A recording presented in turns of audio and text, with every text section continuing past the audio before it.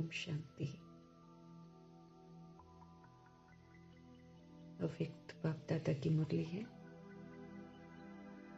अव्यक्त स्थिति में स्थित होकर ही समझ में आएगी, इसलिए देह के भान से परे होकर प्रभु को हाजिर करके प्रभु से ही समझ मिलती रहे, हमें ये रिक्वेस्ट करते रहेंगे प्रभु से। और ये भी विनती रहे कि जो प्रभु हमको समझा रहे हैं, जैसे समझा रहे हैं वैसे ही हम इसे अमल में भी लाएं, क्योंकि अमल में लाना बहुत ज़रूरी है। ऊंची से ऊंची हस्ती हम आत्माओं को ऊंची पढ़ाई पढ़ा रहे हैं, हम आत्माओं पर बहुत मेहनत कर रहे हैं, तो अमल में लाना हमारे लिए बहुत ज़रूरी है। नहीं तो ये कर्ज बन जाएगा हमारे लिए, जिसका फिर हमें हिसाब किताब चुकता करना पड़ेगा। धर्मराजपुरी में भी और खास ट्रिब्यूनल भी बैठेगी हम आत्माओं के लिए।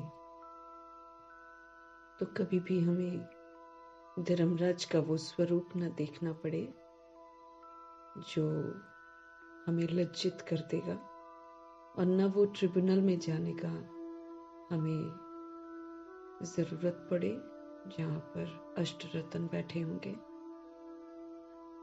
जहाँ पर धर्मराज जी होंगे, ऑफिशियल ब्रह्मा। और फिर वहाँ भी जो रिजेक्शन की सज़ा होगी वो बड़ी दर्दनाक होगी। इसलिए प्रभु से तो रिक्वेस्ट करनी है और सदा उनको कंबाइंड रखना है अपने साथ, ताकि हमसे भूले ना हो।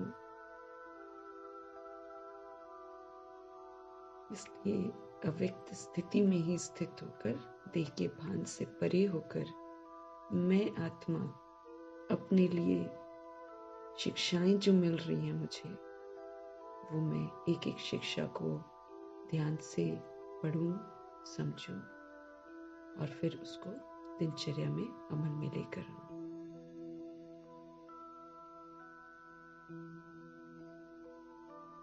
और साथ साथ प्रभु की ये अव्यक्त महावाक्य, इसकी जो जादूगरी है, इसका जो इफेक्ट है, वो उन आत्माओं तक भी पहुंचे जो इस वक्त विस्मृत हैं, उल्टी राहों पर चल रहे हैं, उल्टे कर्म कर रहे हैं। कोई किसी को बर्बाद कर रहा है, तो कोई किसी को लूट रहा है, कोई विकारों में जा रहा है। सब काम, क्रोध, लोभ, मोह, अहंकार के वशीभूत होकर, देह अभिमान के वशीभूत होकर कर्म कर रहे हैं, दुर्गति में चले जा रहे हैं।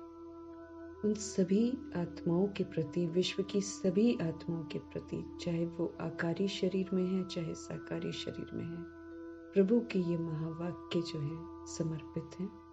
सभी को प्रभु के ये महावाक्य जगाएं।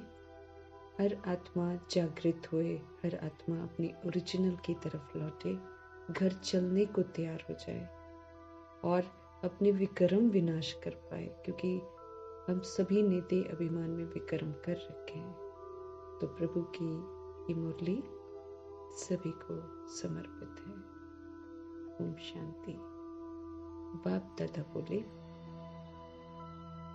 संगम युग के प्राप्तियों की प्रारब्ध का अनुभव करो। ये जो युग है, ये बड़ा प्यारा सा युग है, जब प्रभु आकर मिलते हैं। और जब वो झूठ खंड में आकर हम आत्माओं से मिलते हैं, तो बड़ा राहत मिलती है, क्योंकि 63 जन्म हम आत्माएं अपने को देह समझकर चलती हैं और हिसाब किताब कर्मों के बंधन का बनाती हैं। कलयुग के अंतिम दौर में तो बिल्कुल ही झूठ खंड बन गया है। आज के समय में हम ये यकीन नहीं कर सकते हैं कि हमारे साथ में रह रही आत्मा मेरे लिए अच्छा सोच रही है। हम यकीन नहीं कर सकते। झूठ खंड है ना, एक दूसरे को चीट कर रही हैं आत्माएं, छल कपट कर रही हैं आत्माएं, मोह के चक्कर में और लोभ के चक्कर में सब कुछ कर रही हैं, गिर गई हैं, गिरी हुई हरकतें करती हैं, दूसरों की भावनाओं को नहीं समझती हैं। देह अभिमान और विकार ने सभी की बुद्धि को ताला लगा दिया है। सही और गलत का किसी को मालूम नहीं है। ये तो प्रभु आकर हमको बताते हैं कि सही क्या है, गलत क्या है, पाप क्या है, पुण्य क्या है। ये प्रभु से हमें समझ मिलती है। अनाथ क्या है, सनाथ क्या है, आस्तिक क्या है, नास्तिक क्या है, प्रभु से समझ मिलती है। तो ये तो संगम युग जो है, कितने जन्मों के बाद एक सच्चा साथी मिलता है जो हमारी भावनाओं को समझता है, जो हमारा बड़ा ख्याल रखता है, जो तरह तरह की चोटें लगी होती हैं उस पर आकर मरहम लगाता है।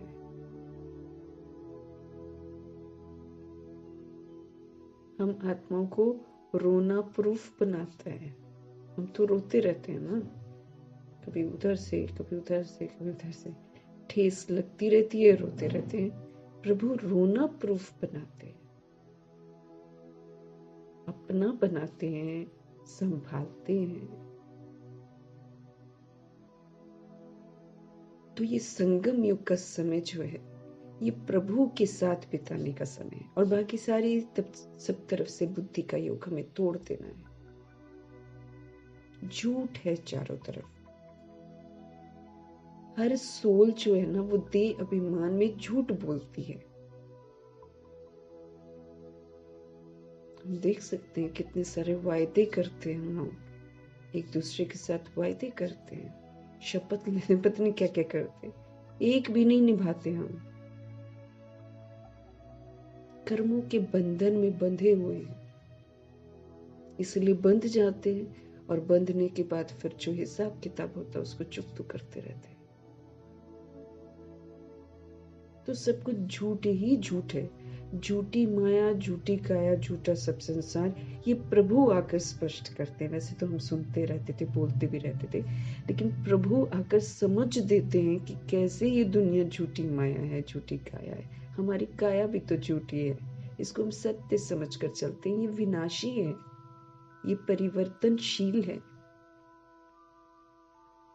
इस काया के पीछे लोग भाग रहे हैं, इसी को संवारने के लिए, इसी को ठीक रखने के लिए लोग भाग रहे हैं। लेकिन ये झूठी है, ये प्रभु से जुड़ने नहीं देती। इसके चक्कर में हम क्या से क्या करते रहते हैं।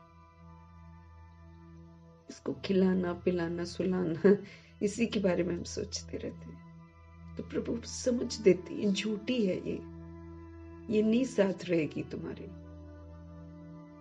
और बाकी ये दुनिया, ये तो माया है, ये तो मायावी है का मतलब जो भी शोहरत, दिखावे, बंगले जो भी दिख रहा है सब झूठ है, किसी का नहीं है ये। और सारा संसार ही झूठ है, क्योंकि सब अपने आप को क्या कहते हैं, मैं शरीर हूं, और सब क्या है, आत्मा है। तो सारा संसार ही झूठा है। तो हम इतना पाठ बजाकर अपना सब कुछ खो देते हैं जो कल पहले प्रभु ने हमको दिया था, जो हम ऊपर से लेकर आए थे। अपनी सतोगुणी अवस्था, अपनी निर्बंधन अवस्था, अपनी अशरीरी अवस्था, अपनी शक्तिशाली अवस्था, सब खो दी, सब खो दी हमने। फिर प्रभु ने आदि दुनिया जो हमारा सतयुग था, उसमें जितनी प्रारब्ध थी, प्राप्ति सब खो दी। अपने को शरीर समझने से सब कुछ खो दिया। तो अब हम खाली तो पूरे तरीके से हो गए। अब पुनः ये ड्रामा शुरू होना है। पुनः हमको घर वापस जाना है, फिर सतयुग में आना है। तो प्रभु आए हुए हैं कि जो हम खाली हो गए ना, वो सारी प्राप्तियां कराने के लिए आए हैं। हमने शांति खो दी, हमने सबसे पहले तो पवित्रता खोई ना, खोई, और उसके दोनों बच्चे भी खो दिए। सुख, शांति, प्रेम, आनंद, शक्ति, ये हमारा स्वरूप था। हम मांगते नहीं थे, हम इस स्वरूप में रहते थे। हम दूसरों को, हम आपस में एक दूसरे के साथ ऐसा वाला व्यवहार करते थे, सतोगुणी व्यवहार। किसी से मांगते थोड़ी थे, तू मुझे सुख दे, तू मुझे शांति। आज तो हम मांगते हैं, आज हम एक्सपेक्ट करते हैं। वो खो दिया। फिर जो हमारी इतनी सारी विशेषताएं थी, आदि की, सतयुग की विशेषताएं थी, उनको खो दिया। अपनी शक्तियों को खो दिया। तो बिल्कुल खाली हो गए हम, तो खोखले हो गए हम। तो देह का अभिमान बाहर चमकता है कि हम ये हैं, हम ये हैं, हम ये हैं, लेकिन अंदर हम कुछ भी नहीं है। तो संगम युग में प्रभु नीचे आते हैं, पतित दुनिया में आते हैं। बताओ, उसमें फिर एक सोल अच्छी है जो अपना मर जीवा बनती है और प्रभु के लिए रथ बनती है, ब्रह्मा की आत्मा। तो उनको, उनके द्वारा फिर प्रभु आकर हमको सर्व प्राप्तियां कराते हैं, सत्य से परिचित कराते हैं। फिर कल भी कहते ना, देख लो तुम्हारा क्या हाल हो गया, क्या बन गए तुम लोग। उनको तो लगता होगा, क्योंकि वो तो हकीकत को जानते हैं। हम तो हकीकत को नहीं जानते थे ना, लेकिन वो तो जानते हैं कि ये तो ऊंचे धाम की रहने वाली पवित्र आत्मा है, और ये क्या बन गई है। फिर आदि में भी अच्छी थी, अभी क्या बन गई है। तो हमको एहसास दिलाते हैं कि हम कैसे कौड़ी तुल्य बन गए। समझते थे, हर एक बात की समझते थे प्रभु। तो संगम युग में आके प्रभु हमें सर्व प्राप्तियां कराते हैं, हमें ज्ञान देते हैं,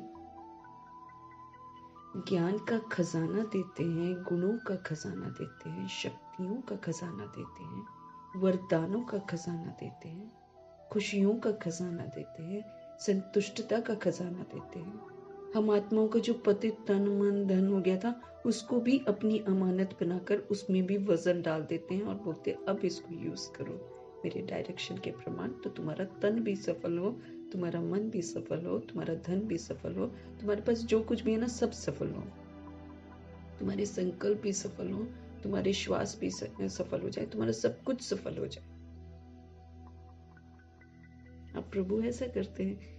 तो सारी चीजों से प्राप्तियां ही प्राप्तियां। इससे अगर हम अपने आप को श्वासों के साथ प्रभु के हवाले कर देना, हर चीज में प्राप्ति है, हर चीज में। अगर हम उसको डायरेक्शन के प्रमाण यूज करते हैं तो प्रभु समझते रहे हैं कि संगम युग के प्राप्तियों की जो प्रारब्ध है ना, अब प्रभु तो हमको प्राप्ति करा देते हैं, वो तो हमको रोज ज्ञान दे रहे हैं, रोज गुणों का खजाना, रोज शक्तियों का खजाना, सब कुछ दे रहे हैं, लेकिन उसकी प्रारब्ध को अनुभव करना ये मेरा कार्य है। और हम उसको कैसे कर सकते हैं? जब हम उन प्राप्तियों को प्रभु के डायरेक्शन के अनुसार यूज करते हैं प्रैक्टिकल में। जब हम उसको यूज करते हैं तो उसकी प्रारब्ध बनती है, और वो प्रारब्ध जो बनती है उसको अनुभव करने का समय सिर्फ संगम युग है। फिर हम कभी अनुभव नहीं कर सकते हैं, हम सतयुग में अनुभव नहीं कर सकते हैं, हम अभी ही अनुभव कर सकते हैं। यही वो समय है, प्रभु मौजूद है ना, तो प्रभु की मौजूदगी में हम इन प्राप्तियों की जो प्रारब्ध है ना, उसको हम अनुभव कर सकते हैं, महसूस कर सकते हैं। फिर महसूस करने के बाद, अनुभव करने के बाद, फिर प्रभु हम क्या बन जाते हैं? जब मैं उसको यूज करती हूँ और प्रभु ने क्या समझ दी है अपने लिए, तो फिर हम खर्चा करते हैं। अगर हम प्राप्तियों की प्रारब्ध जो है उसको यूज करके जो प्रारब्ध बनती है, अगर हम सिर्फ अपने लिए यूज करते तब तो हम खर्चा करते हैं, लेकिन प्रभु हमारे इतने अच्छे हैं कि वो हम आत्माओं को ये बोलते ना, इसको दूसरों के प्रति भी यूज करो। जोड़ रहे हैं ना, हम लोग बिखर के हैं, हम नफरतों से, दे अभिमान से बढ़ चुके हैं, हम एक दूसरे का बुरा भी चाह लेते हैं। अब प्रभु सबको एक सूत्र में बांध रहे हैं, फिर उसमें हमको समझ दे रहे हैं कि तुम पूर्वज हो, तुम पहले आने वाली आत्माएं हो, तुम लोग शुरू कर दो ना, क्यों वेट कर रहे हो कि बाकी के लोग करें, तुम शुरू करो। जो शुरू करेगा, जो पूर्वज बनेगा, वो प्रभु के वर्षे का हकदार बनेगा। फिर जब हम दूसरों के प्रति यूज करते हैं तो फिर मेरा जमा होता है, फिर हम क्या हो जाते हैं, मेरे पास जमा है तो फिर मैं क्या बन जाती हूँ, मास्टर दाता, क्योंकि मेरे को देना है आगे चलकर। मास्टर दाता, फिर महासहयोगी बनो, प्रभु कहते हैं। ये जो प्राप्ति है इसको यूज करो, इसकी प्रारब्ध बनती है, उसको अनुभव करो, फिर दूसरों के प्रति यूज करके जमा करो। बार बार हम जमा करेंगे, और प्रभु ने हमको बुलाया अपकारी के प्रति भी जमा करो, उसके प्रति भी यूज करो। तो जब हम अपकारी के प्रति भी करते हैं और सभी के प्रति करते हैं तो हम क्या बन जाते हैं, माहिर बन जाते हैं, मास्टरी हासिल कर लेते हैं। किसमें, दातापन में। कोई दे नहीं दे, कोई उल्टा करे, हम सभी के लिए अच्छा करेंगे।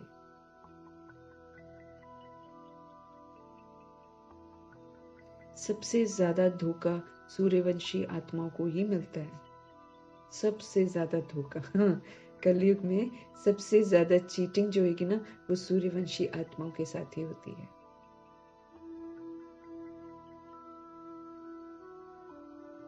तो सारे चीटिंग करेंगे, लेकिन इधर से प्रभु क्या बोलते हैं, अच्छाइयों का ही दान दो सबको। आप मास्टर बन जाओ, आप दाता बन जाओ, कोई कुछ भी देना, आप अच्छा दो। महासहयोगी बनो, किसके, प्रभु के। जैसे प्रभु सबको अच्छा अच्छा अच्छा अच्छा देते ना, वैसे हमको भी बोलते हैं आप भी सबको अच्छा अच्छा अच्छा अच्छा करो। पहले तो प्राप्तियों की प्रारब्ध को अनुभव करो, एक्सपीरियंस करो, करके देखो जो बाबा कहते हैं। तो जब बाबा जो कहते हैं, जब हम उसको करेंगे ना, बहुत अच्छा अनुभव करेंगे। ये देह अभिमान बीच में आता है ना, ये रोड़ा बनता है,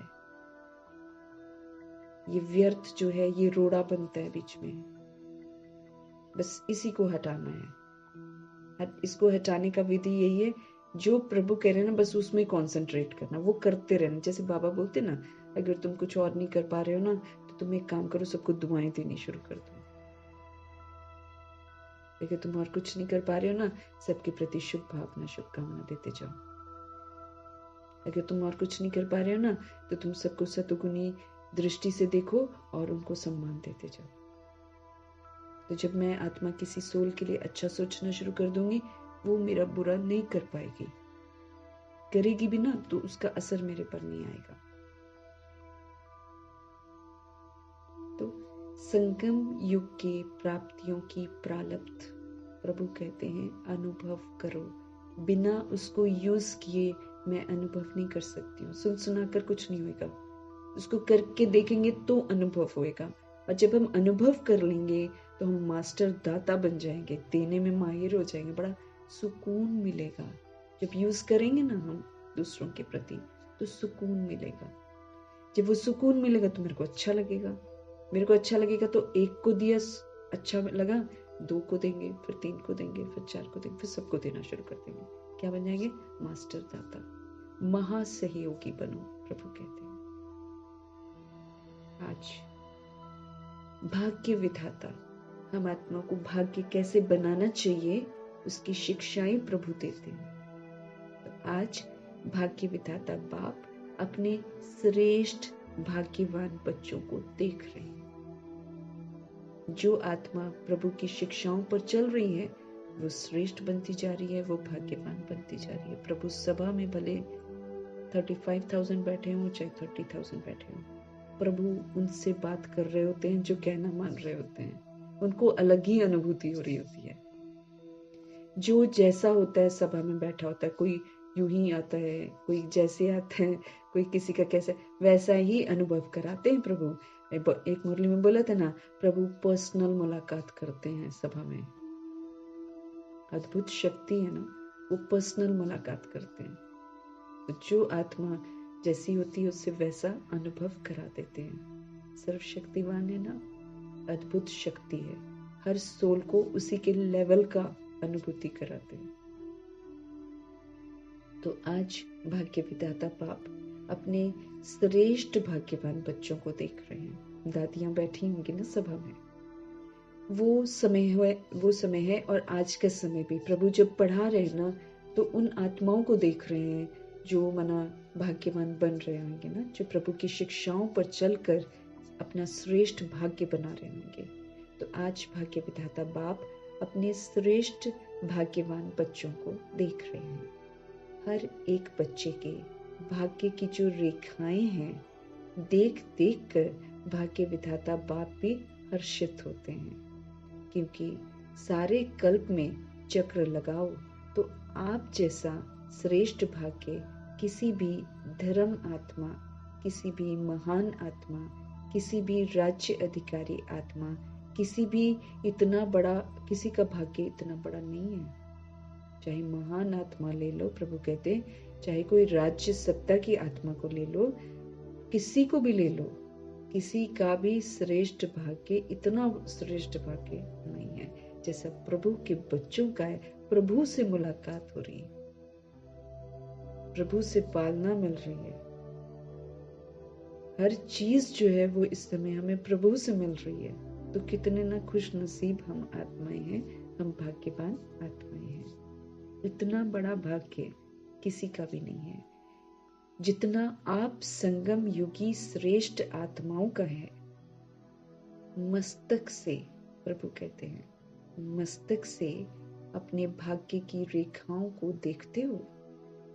प्रभु पूछ रहे हैं, मस्तक से अपने भाग्य की रेखाओं को देखते हो? क्योंकि ये जितना जागृत हो रहा है उतना मेरा भाग्य श्रेष्ठ बन रहा है। मस्तक, भ्रिकुटी में मैं आत्मा विराजमान रहती हूँ ना। चाहे हम कर्म इंद्रियों के अधीन है चाहे नहीं है, ये मेरी सीट है। हर सोल यहाँ पर आकर बैठती है मस्तक में। तो ये जितनी जागृत होती है, जितना इसमें अवेकनिंग आती है, उतना ही तो भाग्य की रेखाएं श्रेष्ठ होती हैं, क्योंकि फिर हम समझ से पाठ बजाते हैं। जितना ये बुझी हुई ज्योत होती है उतना फिर हम उतना भाग्य श्रेष्ठ नहीं बनते हैं। तो प्रभु समझ दे रहे हैं कि मस्तक से अपनी भाग्य की रेखाओं को देखते हो, क्योंकि ये जागृत है तो भाग्य श्रेष्ठ है और दिखाई देगा, है ना।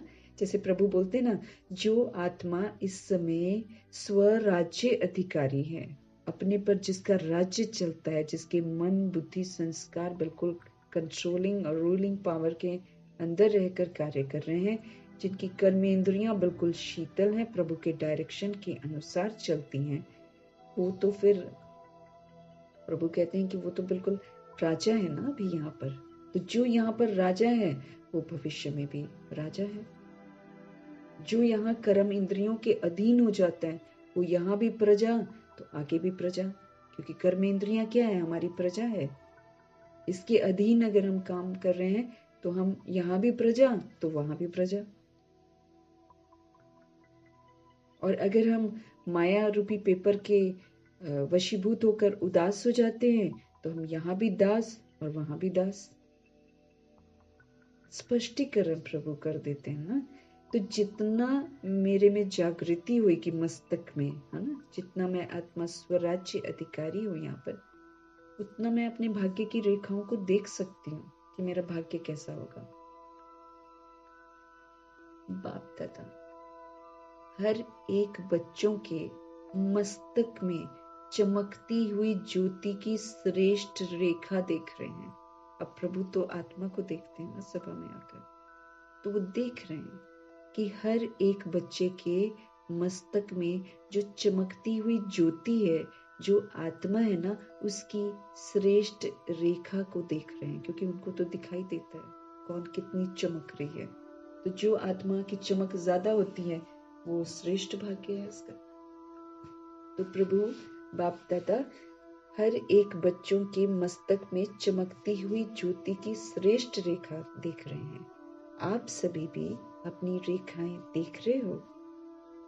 एहसास हो रहा है? अपनी रेखाएं देख सकते हो? नैनों में देखो, वो तो मस्तक में हो गया चमक की बात। अब प्रभु कहते हैं नैनों में देखो तो स्नेह और शक्ति की रेखाएं स्पष्ट हैं। कल भी बाबा ने बोला ना, स्नेह का सबूत दिखाई देना चाहिए ना, हर आत्मा के लिए फिर स्नेह जागृत हो जाए। दुश्मन है, बुरा कर रहा है, गिरी हुई हरकत कर रहा है, उसके लिए भी स्नेह। जैसे दुर्गा को दिखाते ना, स्नेह झलकता है, शक्ति भी झलकती है, दोनों ही चीजें झलकती है। देखो वो तो मूर्ति बनती है, लेकिन प्रभु ये बोलते हैं कि मूर्तियां भी वैसी तब बनती हैं जब प्रैक्टिकल में चैतन्य में आत्माएं वैसी बनती हैं, तभी मूर्ति वैसी बनती है। दुर्गा की मूर्ति, अंबे की मूर्ति कितनी प्यारी बनती है, उसमें स्नेह भी, उसमें शक्ति भी, दोनों ही चीजें। जो एक माँ का होता है ना प्यार, वो भी झलकता है। स्नेह, नीचे असुर को मार रही है, लेकिन स्नेह और शक्ति, पावर दिखा रहे कि जो हमारे अंदर के असुर है, अब हमारे अंदर के तो नहीं दिखा सकते ना, तो इसलिए उसको दर्शाते हैं वैसे। एक तो अपने असुरों को भी खत्म करती हैं, लेकिन ये जो पावरफुल सोल्स होती है ना, ये बाहर भी किसी का आसुरीपन होता है ना, तो अपने नैनों से उसको भस्म कर देती हैं। मातेश्वरी जब ऊपर कहीं भी बैठी होती, जब उनको मारने के लिए लोग आए थे, इतना बड़ा ग्रुप जब आया था कि कौन है ये जो क्या करती है ना, ऊपर पहुंच गए लोग, नीचे सब रोक रहे हैं कि नहीं नहीं नहीं, लेकिन पहुंच गए।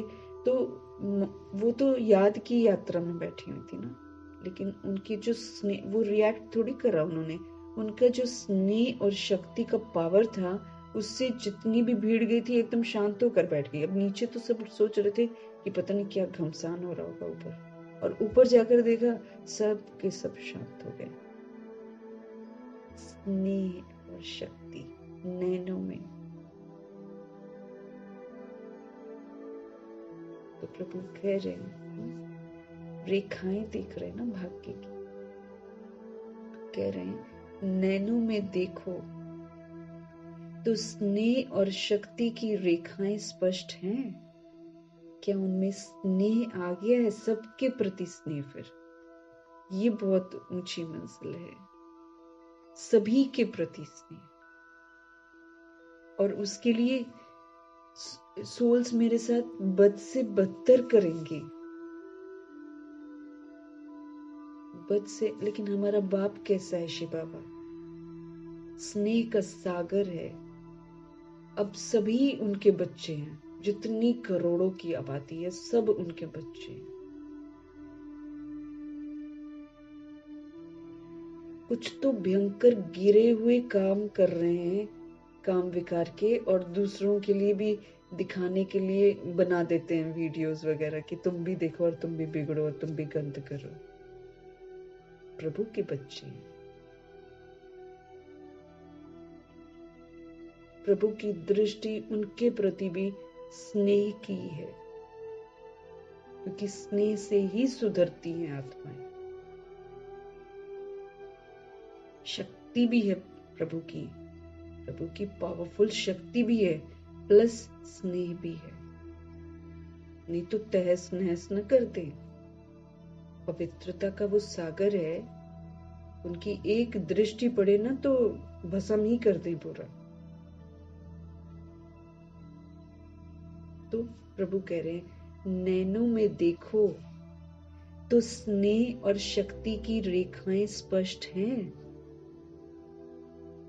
पावर चाहिए ना, शक्ति चाहिए, सबके प्रति स्नेह रखने की पावर चाहिए। कोई बुरा करे और मैं उसके प्रति स्नेह की दृष्टि रखकर उसकी बुराई से उसको मुक्त करूं, ये है दिव्यता। जैसे प्रभु हमारी बुराइयों को खत्म करने के लिए स्नेह और शक्ति रखते हैं, ऐसे ही हम आत्माओं को भी समझते रहे। ये भाग्य है, पूजनीय बना रहे हैं ना प्रभु। तो नैनों में देखो, प्रभु कहते सभी आत्माओं के प्रति स्नेह, सभी आत्माओं के प्रति ना शक्तिशाली भी तो बनना है। तो स्नेह और शक्ति की जो रेखाएं हैं, क्या वो स्पष्ट हैं? मुख में देखो, प्रभु कहते हैं मुख में देखो। मधुर श्रेष्ठ वाणी की रेखाएं चमक रही हैं।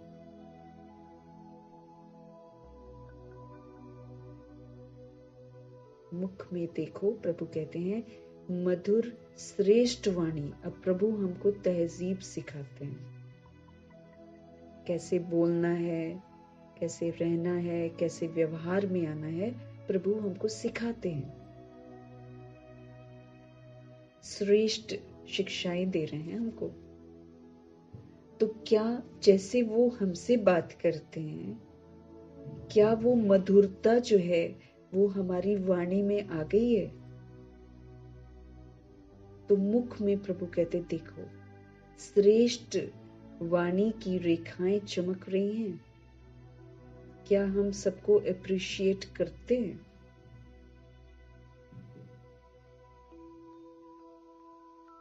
गुणों की महिमा सबकी करनी है ना, प्रभु ने बोला मीठी मीठी वाणी।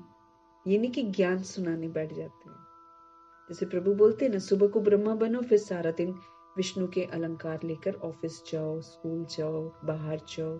हमेशा विष्णु के अलंकार आपके साथ होने चाहिए। आपकी सदा स्मृति अनादि आदि की रहे कि मैं सतोगुनी और सतयुगी देवात्मा हूँ, कहीं भी जा रही हूँ।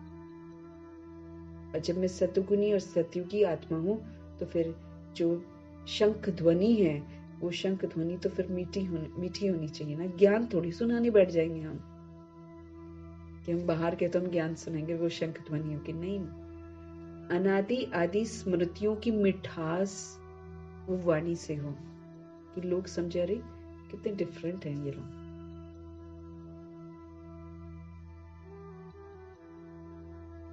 कर्मों की गदा, और इन सबको कायम रखने के लिए कमल आसन। क्यों? क्योंकि बाहर तो वायुमंडल गड़बड़ है, बाहर तो वायुमंडल विकारी है, काम क्रोध लोभ मोह अहंकार के वशीभूत है वो तो बाहर का वायुमंडल। और जब तक हम कमल आसन पर विराजमान नहीं होंगे तो हमारे अलंकार तो गिर जाएंगे। इसलिए स्थिति जो है वो कमल आसन की होनी चाहिए। स्थिति कि कमल का फूल कीचड़ से बिल्कुल डिटैच रहता है, कीचड़ का प्रभाव तो बाहर से कीचड़ ही मिलेगा। जब हम बाहर निकलेंगे ना तो बाहर से कीचड़ ही मिलेगा। कोई कुछ बोल जाएगा, कोई कुछ बोल जाएगा, कोई चीट कर जाएगा, कोई बदनाम कर देगा, कोई गाली दे जाएगा, कीचड़ है बाहर। लेकिन मेरे को क्या करना है? प्रभु कहते हैं अनादि आदि स्मृतियों में रहना है, सतुगुनी सतयुगी की स्मृति में रहना है। और उन स्मृतियों में रहकर सबके साथ व्यवहार कैसे करना है? शंख ध्वनि मिठास। प्रभु पूछ रहे हैं कि मुख में देखो मधुर श्रेष्ठ वाणी की रेखाएं चमक रही हैं। कितना लिंक्ड है देखो। मुरलियां जो चल रही है ना, जो सीजन की मुरलियां चल रही हैं, प्लस ये दूसरी वाली मुरली की है, सीजन की मुरली की जो मिलती जुलती शिक्षाएं, ऐसे लिंक्ड, ये फाइनल शिक्षाएं दे रहे हैं प्रभु। होठों पर देखो रूहानी मुस्कान, रूहानी खुशी की झलक की रेखा दिखाई दे रही है। अब ये जितनी भी चीजें है ना, ये सदा चाहिए, सदा। प्रभु ने बोला कभी कभी नहीं, किसी के साथ है किसी के साथ है नहीं है, ऐसा नहीं, सदा, ऑलवेज। पूछ रहे होठों पर देखो रूहानी मुस्कान, रूहानी खुशी की झलक की रेखा दिखाई दे रही है हर वक्त। रूहानी मुस्कान, हर वक्त वो रूहानी खुशी। प्रभु मिल गए हैं, सब कुछ मिल गया ना। दूसरों से क्या चाहिए? अगर दूसरों से चाहते हैं ना, तब हम उदास होते हैं। दूसरों से एक्सपेक्ट करते हैं, दूसरे तो कीचड़ में है ना, वो तो कीचड़ वाले ही काम करेंगे। हमें रूहानी खुशी, रूहानी मुस्कान में रहना है। ब्रह्मा जी के साथ उल्टा सीधा बहुत कुछ होता था। 8 पेपर तो उनके सामने भी आए ना, इविल स्पिरिट्स के पेपर उनके सामने भी आए, लेकिन सदा रूहानी मुस्कान, रूहानी खुशी की झलक होनी चाहिए, प्रभु कहते हैं। रूहानी मुस्कान, नॉट दैट ऑलवेज चेहरे दैट फिजिकल मुस्कान नहीं, एक अंदर की मुस्कुराहट, जो रूह की मुस्कुराहट है। कोई बात नहीं, सबसे तृप्त है।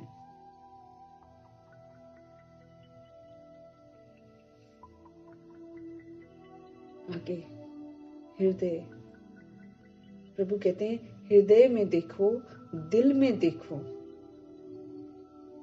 तो दिलाराम के लव में लवलीन रहने की रेखा स्पष्ट है।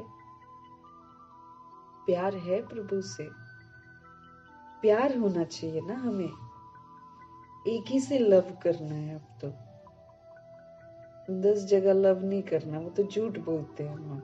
उसको भी आई लव यू, उसको भी आई लव यू, बच्चे को आई लव यू, अभी उसने 1 गिलास का दूध गिराया, 2 थप्पड़ आई लव यू बोलते हैं, झूठ बोलते हैं, अपनी सहूलियत के अनुसार बोलते हैं। किसी ने अच्छा किया तो लव यू, किसी ने नहीं किया तो उसी वक्त नफरतों की बौछार होती है। देख सकते हैं ना, पड़ोसी पड़ोसी बहुत अच्छे फ्रेंड हो गए ना, एक दूसरे का लेना देना, खाना पीना, एकदम एक किसी एक दिन किसी बात पर भड़क गए दोनों, तो अगला पिछला जो एक दूसरे को सुनाया होता है, सब की ले देकर तानीबाजी कर देते हैं और पूरी धज्जियां उड़ा देते हैं। ये सीन है आज के कलयुग का। क्योंकि जब दोस्ती होती है तो एक दूसरे को अपने घर की हर बात बताई होती है, उसी को फिर ताने के रूप में सुनाते हैं और पूरी दुनिया जो एरिया होएगा सबको बता देंगे। तो अभी मालूम चल रहा प्यार होता क्या। प्रभु प्यार करते हैं उसे, प्रभु प्यार करके फिर प्यार करना सिखाते हैं। तो इस वक्त हमारे हृदय में देखो चाहे दिल में देखो, तो दिलाराम के लव में लवलीन रहने की रेखा स्पष्ट है। शिव बाबा ने गुलजार दादी को नाम क्या दिया था? हृदय मोहिनी। प्रभु का दिया हुआ नाम है। गुलजार नाम भी उनका प्रभु ने दिया है, शोभा नाम था ना उनका, शोभा हटाकर गुलजार नाम दिया। गुलजार इस फूलों का बगीचा। हृदय को मोहने वाली हृदय मोहिनी प्रभु की दीवानी थी। जितनी क्लास करती थी ना, उस क्लास में जितनी बार बाबा शब्द बोलती है ना, उतना तो दूसरे शब्द नहीं बोलती है जितना बाबा बोलती है। हर बात में बाबा बाबा बाबा। अभी उनका नाम भी वैसे बोलते हैं, बाबा वाली दादी हर वक्त बाबा।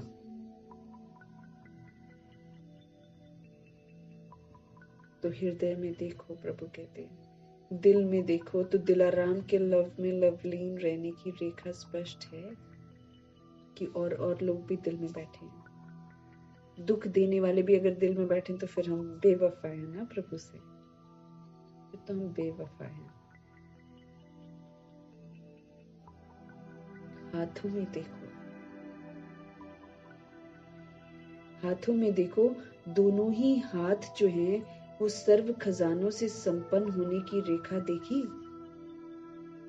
सारे खजाने जो प्रभु ने दे रखे हैं महात्मा को, ज्ञान गुण शक्तियां वरदान स्वमान, और जो ये स्लोगन्स होते हैं, खुशी संतुष्टता तन मन धन मुरली, बाबा बाबा शब्द भी, ये सारे खजाने हैं हमारे लिए।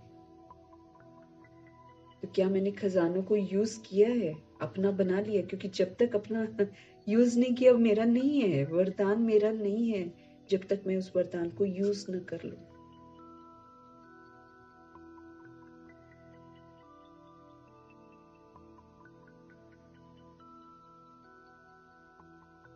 दोनों हाथों में। प्रभु कहते हैं देखो सर्व खजानों से संपन्न होने की रेखा देखो, संपन्न हो गए और रिच हो गए, यूज कर लिया है, अपना बना लिया, चेक करो। क्योंकि फिर तो हम कहीं हार नहीं खाएंगे ना।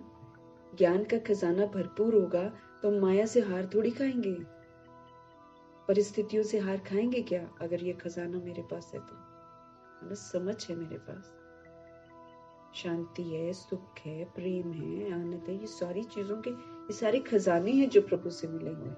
लेकिन ये तब मेरे बनते हैं जब मैं इसको हर हाल में यूज करूं, चाहे कोई कुछ भी करता रहे, मैं यही खजाने यूज करूं, तब ये मेरे बनेंगे। क्योंकि एंड में तो तरह तरह के सीन होंगे। अगर मैं खजानों से संपन्न रहूंगी तभी तो मैं पास होंगी, तभी तो धनवान बनेंगे ना हम। ज्ञान रत्नों से खेलेंगे, शक्तियों से खेलेंगे, गुणों से खेलेंगे, मैंने यूज करेंगे, तभी तो हम धनवान बनेंगे। यहाँ स्थूल धन से थोड़ी धनवान बनना है, यहाँ तो सूक्ष्म जो चीजें हैं जो दिखाई नहीं देती हैं उनको यूज करना है, अनुभव करना है, फिर उसका स्वरूप बन जाना है, फिर समय पर उसको यूज करके दिखाना है। प्रभु पूछ रहे हैं हाथों में देखो, दोनों ही हाथ सर्व खजानों से संपन्न होने की रेखा देखो, भरपूर है, कहीं खाली तो नहीं है ना। क्योंकि खाली है तो हम फेल हो जाएंगे। परिस्थितियां ऐसी आने वाली हैं कि हम खाली होंगे तो हम फेल हो जाएंगे। फिर पाँव में देखो, ये देखो दूसरी मुरली है सीजन की, जिसमें बाबा ने बोला था ना भाग्य और भगवान को बुद्धि में रखकर सदा हर क्षेत्र, उसमें है ना 5 यही वाली चीजें आ रही हैं। पाँव में देखो, हर कदम में पदम की प्राप्ति की रेखा स्पष्ट है। हर कदम जो श्रीमत के प्रमाण उठता है ना, उसमें पद्मों की कमाई जमा होती है। हर कदम श्रीमत पर, हर कदम फॉलो ब्रह्मा बाप, जैसे ब्रह्मा जी ने करा। अगर हम ब्रह्मा जी के कदमों पर ना, उन्होंने प्रैक्टिकल करके दिखाया, नहीं तो प्रैक्टिकल थोड़ा मुश्किल लगता है ना, उन्होंने सबसे पहले प्रैक्टिकल करके दिखाया। तो अगर मैं उनके कदमों पर कदम रखकर चलती हूँ तो मेरी पद्मों की कमाई जमा होती है। तो प्रभु पूछ रहे हैं ये जो पाँव है उसमें देखो, हर कदम में पदम की प्राप्ति की रेखा स्पष्ट है। कितना बड़ा भाग्य है, प्रभु कहते हैं। मस्तक से शुरू है, नैनों में, मुख में, दिल में, होठों में, हाथों में, पैरों में। प्रभु पूरा श्रृंगार कर रहे हैं ना, आत्मा का पूरा श्रृंगार कर रहे हैं। जिन जिन चीजों से मैंने गलत गलत काम किए हैं, उन चीजों को फिर से प्यूरिफाई करवा रहे हैं। जब हम ऐसे ऐसे कर्म करते हैं ना, तो हम फिर प्यूरिफाई होते हैं। तो कितना बड़ा भाग्य है, प्रभु कहते हैं। चलता फिरता म्यूजियम बनाते हैं प्रभु हमें। भाग्य विधाता बाप ने हर एक बच्चे को पुरुषार्थ से, श्रेष्ठ कर्मों की कलम से ये सब रेखाएं खींचने की खुली दिल से खुली छुट्टी दे दी है। भाग्य बनाने वाले हैं ना, कैसे भाग्य बनाया जाता है। भाग्य विधाता बाप ने हर एक बच्चे को पुरुषार्थ से, अपने श्रेष्ठ कर्मों की कलम से ये सारी रेखाएं खींचने की, ये जो रेखाएं प्रभु ने अभी स्पष्ट करी हैं, उनको खींचने की खुली दिल से खुली छुट्टी दे दी है। जितनी मर्जी बनो, जितनी मर्जी लंबी रेखा खींचो, प्रभु कहते हैं खुली छुट्टी, खुले दिल से करो जितना करना। जितनी लकीर लंबी खींचना चाहो ना, उतनी खींच सकते हो, प्रभु कहते हैं। लेकिन समय के अंदर, जो टाइम लिमिट है संगम युग का, जब तक प्रभु मिलन मना रहे हैं, फिर गायब हो जाएंगे ना। अचानक, उस दिन बोला ना, अचानक गुम हो जाएंगे। तो जब तक वो ड्रामा में मौजूद हैं, तब तक प्रभु कहते हैं जिसको जितनी लंबी लकीर खींचनी है ना, खींच लो, लेकिन याद रखो समय के अंदर। जिसको जितनी लंबी लकीर खींचनी है वो स्वयं ही खींच सकते हो। बाप ने कलम आपके हाथ में दे दी है, कैसे कर्म करने चाहिए उसकी जो कलम है ना वो हमें दे दी है। हम जैसे जैसे कर्म करते जाएंगे वैसी वैसी रेखा मेरी बनती जाएगी। जिसको जितनी लंबी लकीर खींचनी है ना वो स्वयं ही खींच सकते हो। बाप ने कलम आपके हाथ में दे दिया है, तो वो लकीर खींचनी आती है क्या, कि कैसे करना है, आती है? खींची है या अभी खींचना ही नहीं आता है? सभी को आती है? तो किसी ने कहा होगा हाँ जी, बहुत अच्छा। देखो, अभी के तकदीर की लकीर आपको सारे कल्प में भी श्रेष्ठ बनाती है। 21 जन्म तो सदा संपन्न और सुखी रहने की रेखा चलती ही है, और द्वापर कलयुग में भी आपके पूज्य बनने की रेखा श्रेष्ठ रहती है।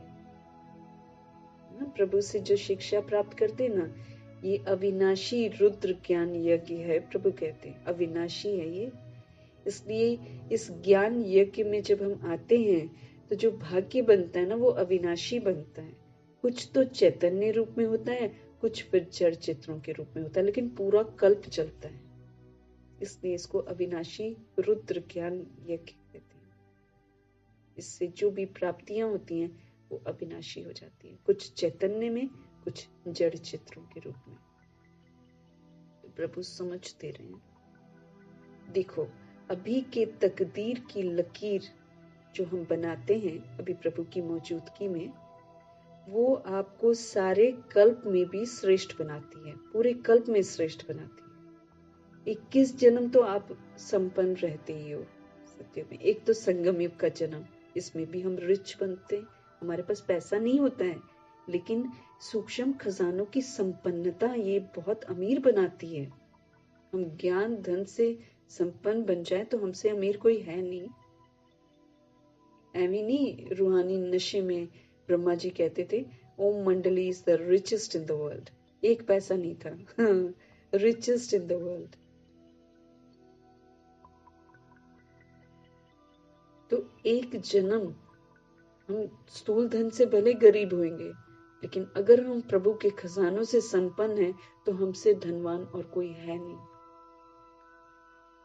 एक जन्म ये यहाँ पर सूक्ष्म धनवान, और फिर इसकी प्रारब्ध 20 जन्म एकदम सुपर, पूरा सुख धाम, घनेरे सुख।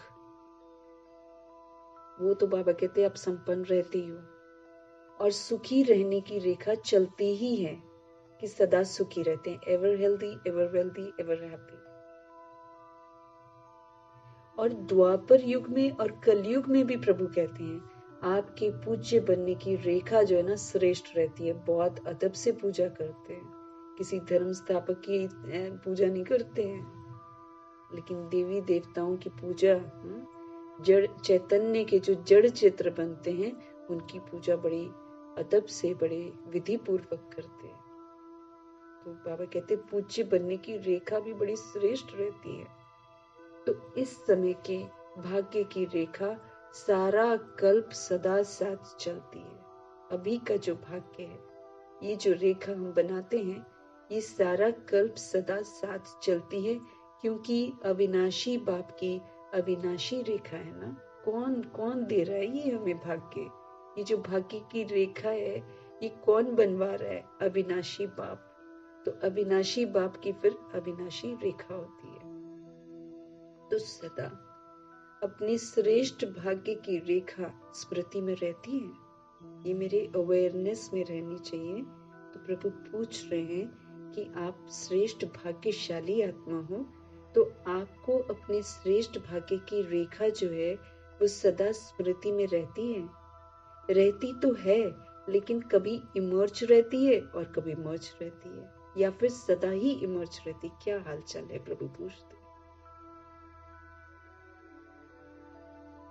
तो सदा अपने श्रेष्ठ भाग्य की रेखा जो है वो स्मृति में रहती तो है, लेकिन कभी इमर्ज रहती है और कभी मर्ज रहती है, कभी याद रहता है, कभी भूल जाते हैं। वह सदा ही इमर्ज रहती है। क्या सीन है इसमें? कम हाथ उठा रहे हैं। देखना, सदा इमर्ज रहे। प्रभु को सदा शब्द पसंद है ना, तो प्रभु कहते सदा ये जो भाग्य का अवेयरनेस है, जागरूकता है, ये सदा इमर्ज रहे। इमर्ज रहने की निशानी है कि पुरानी स्मृतियां, पुराने संस्कार की रेखाएं ना फिर मर्ज हो जाती है। अगर हम प्रभु से मिला हुआ भाग्य जो है ना, इसको सदा इमर्ज रखेंगे, तो ये इमर्ज रहने की निशानी है कि मेरे को फिर पुरानी स्मृतियां याद नहीं आएंगी, फिर मेरे को पुराने संस्कार की रेखाएं जो है ना वो मेरी बुद्धि में भूल जाएगा। अगर प्रभु का श्रेष्ठ भाग्य, प्रभु का साथ है ना, भाग्य विधाता का साथ, अगर ये सदा इमर्ज रहता है कि मैं कितनी श्रेष्ठ भाग्यवान आत्मा हूँ, तो प्रभु कहते हैं इसकी निशानी क्या होगी? इसकी निशानी ये होगी, पुरानी बातें मुझे याद नहीं रहेंगी, कल तक की बात भी मुझे याद नहीं रहेगी, और जो मेरा पुराना संस्कार है जो हमने बहुत यूज किया है वो भी मर्ज हो जाएगा, वो भी नहीं यूज करेंगे। कभी भी पुराने संस्कारों की रेखाएं, वो पुरानी बातों की स्मृति की रेखाएं इमर्ज नहीं हो। प्रभु समझते रहे। अब प्रभु मिल गए ना, तो प्रभु मिलने के बाद प्रभु कहते हैं कभी भी पुराने संस्कारों की जो रेखाएं हैं, वो पुरानी बातों की जो स्मृतियां हैं, उसकी रेखाएं हैं, वो इमर्ज नहीं हो, माना वो मेरे को यूज नहीं करना है, वो मेरी यादों में नहीं होना चाहिए, वो विस्मृत हो जाना चाहिए, मुझे वो मर्ज हो जाना चाहिए, मर्ज हो जाना चाहिए, और मर्ज रहते रहते समाप्त हो जाए। क्योंकि हम याद करते रहेंगे तो फिर तो हम अच्छे नहीं बनेंगे ना।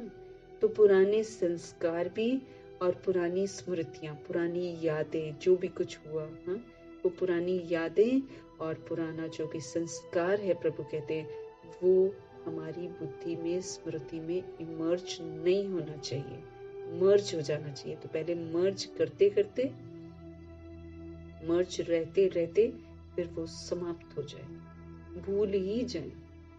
क्योंकि हमको लौटना है बचपन की तरफ। बचपन, जब छोटा बच्चा होता है ना, इनोसेंट होता है, उस समय मासूम होता है, उसको नहीं मालूम ये मेरा दुश्मन है, वो मेरा दुश्मन है, नहीं, कुछ नहीं मालूम उसको। तो ये भी नहीं मालूम सामने सांप भी होगा तो वो सांप को भी उठा लेगा। छोटा बच्चा हाथ लगा देगा, टाइनी टॉट जो होता है, उसको नहीं पता चलेगा ये सांप है, मुझे डस लेगा या कुछ नहीं। ऐसे इनोसेंट बनना है हमको, इतना मासूमियत की तरफ जा। सोल कॉन्शियस मीन्स मासूम एकदम, किसी भी तरह का देह भान का भेदभाव, कमियां, कमजोरियां कुछ नहीं। वो सामने कोई उसके खाने में जहर भी डाल रहा होगा ना, उसको नहीं दिखाई देगा कि वो जहर डाल रहा है, वो उसके लिए भी स्नेह का वो दृष्टि देगा। बचाने वाला प्रभु बैठा है, वो बचा लेगा, लेकिन वो आत्मा की दृष्टि इतनी प्योर हो जाएगी, इतनी मासूमियत आ जाएगी कि उसको किसी की बुराई दिखेगी ही नहीं। कि बुराई दिखती है तो हम बुरे हो जाते हैं, क्योंकि हमारे मन में फिर कुछ न कुछ इल फीलिंग जरूर आता है। हमें किसी की बुराई ही ना दिखाई दे। बुराई दिखना ये पुराना संस्कार है हमारा। फिर किसने कुछ किया, किसने कुछ किया, पुरानी स्मृतियां हमको उदास कर देती हैं। ये जो श्रेष्ठ भाग्य की एंजॉयमेंट है प्रभु की मौजूदगी में, इसको हम एंजॉय नहीं कर पाते हैं, क्योंकि हम पुराना सोचते हैं ना, उदास हो जाते हैं। और प्रभु क्या कहते हैं? सदा खुश रहो। मेरे साथ खुश नहीं रहोगे तो फिर कब खुश रहोगे? सदा मेरे साथ खुश रहो, सदा मेरे साथ तुम संतुष्ट रहो, ये प्रभु समझ देते हैं हमें।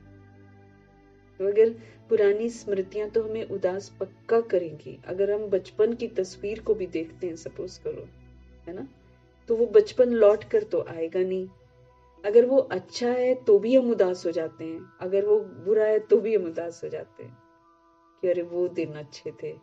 और जबकि ये जो वर्तमान समय जब प्रभु मौजूद है, ये सबसे अच्छा है। वो तो विकारी जन्म है। उसके बचपन की फोटोज देखकर हम देखो या तो उदास हो जाते हैं, या मना उसको देख कर कि वो दिन अच्छे थे, वो दिन ऐसे थे, ऐसा करते हैं हम।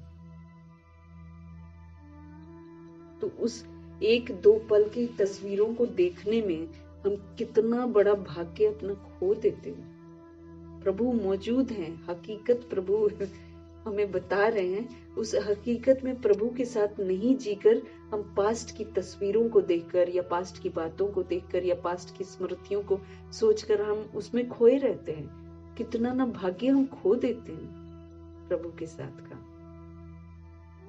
दाग लग जाते, मेरी तकदीर की लकीर टूट जाती है, कटी छटी कटी छटी कटी छटी तकदीर बनती है। तो प्रभु कहते हैं ये जो पुरानी स्मृतियां हैं, ये जो पुराने संस्कार हैं, इनकी रेखाएं तो मर्ज हो जानी चाहिए, और मर्ज होते होते होते होते खत्म हो जानी चाहिए। वापस हमें मासूमियत, वापस हमें बचपन की तरफ लौटना है। क्योंकि देवता भी जो होते ना, ये छोटे बच्चे की तरह होते, चाइल्ड की तरह, एकदम इनोसेंट, प्यारे से, भोले भाले से, मासूम से, बुराई क्या मालूम ही नहीं। ऐसा हमको यहाँ पर बनना है। तो प्रभु पूछ रहे हैं हम आत्माओं से, भाई ऊंचे ते ऊंचे शिक्षक हमसे पूछ रहे हैं कि हमारा हालचाल क्या है। वो कहते हैं कभी भी, मीठे परमपिता परमात्मा कहते हैं, कभी भी पुराने संस्कारों की रेखाएं व पुरानी बातों की स्मृति की रेखाएं ये मर्ज नहीं हो, मर्ज हो, और मर्ज रहते रहते ये समाप्त हो जानी चाहिए। याद ही नहीं रहना चाहिए, प्रभु कहते हैं। क्योंकि ये जब याद आएंगे, ये हमारी खुशियों को छीन लेंगे, और जब खुशियों को छीनेंगे तो खुशियों के संस्कार मेरे बनेंगे नहीं। और जो संगम युग है वो तो खुशियों का संसार, जो सतयुग है वो खुशियों का संसार है ना। तो वो खुशियों के संसार में जाने के लिए खुशियों के संस्कार जो है वो मुझे यहाँ बनाने हैं। और प्रभु का फरमान है कि कुछ भी हो जाए,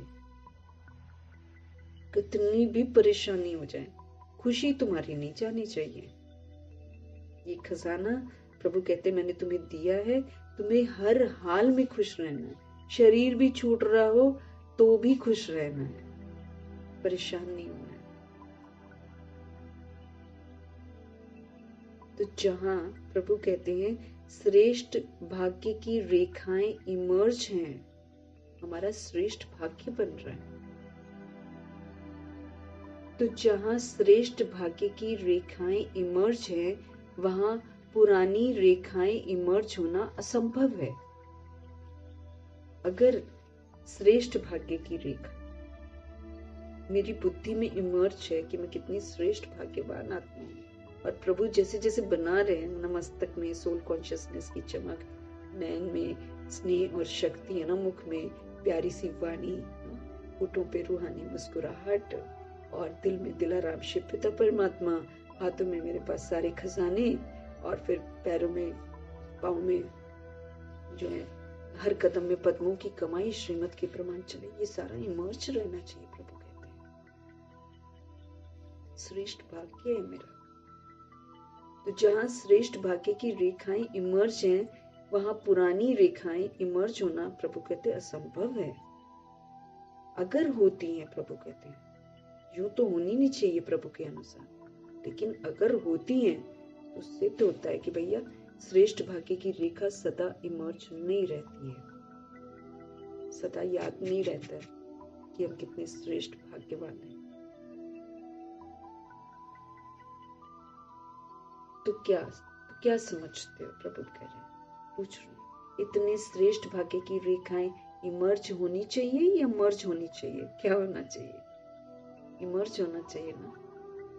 बाप दादा वर्तमान समय सभी बच्चों को वर्तमान संगम युग की प्राप्तियों के प्रारब्ध रूप में देखना चाहते हैं।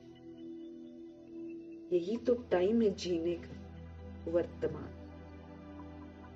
बाप दादा वर्तमान समय, एट प्रेजेंट टाइम, सभी बच्चों को वर्तमान संगम युग की जो प्राप्तियां है ना, उसके प्रारब्ध रूप में देखना चाहते हैं कि मैंने सब कुछ, मैंने प्रारब्ध पा ली। पुरुषार्थ तो बहुत समय किया, अभी पुरुषार्थ स्वतः चले, मेहनत वाला पुरुषार्थ तो नहीं होना चाहिए। प्रभु कहते हैं अभी नेचुरल होना चाहिए।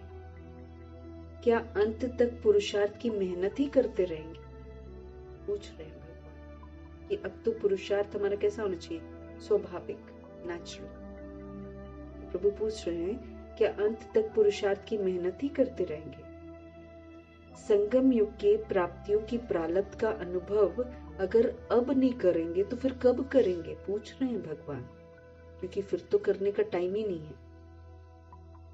तो संगम युग में जो प्रभु से हमें प्राप्तियां होती हैं, उन प्राप्तियों को यूज करके जो प्रारब्ध होती है, उस प्रारब्ध को अनुभव अगर हम अब नहीं करेंगे, कब करेंगे फिर?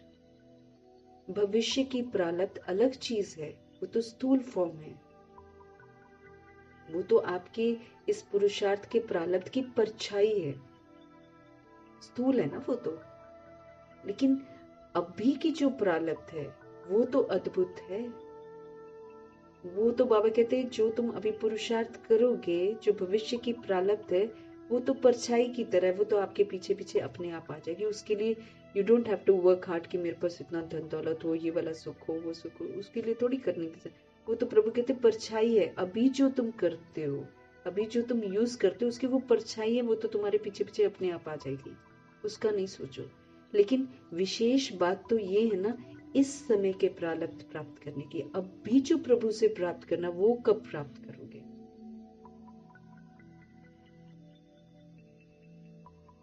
ऐसे नहीं कोई पूछता है कैसे है, क्या हाल चाल है, तो अभी तक यही नहीं कहते रहो कि पुरुषार्थ चल रहा है।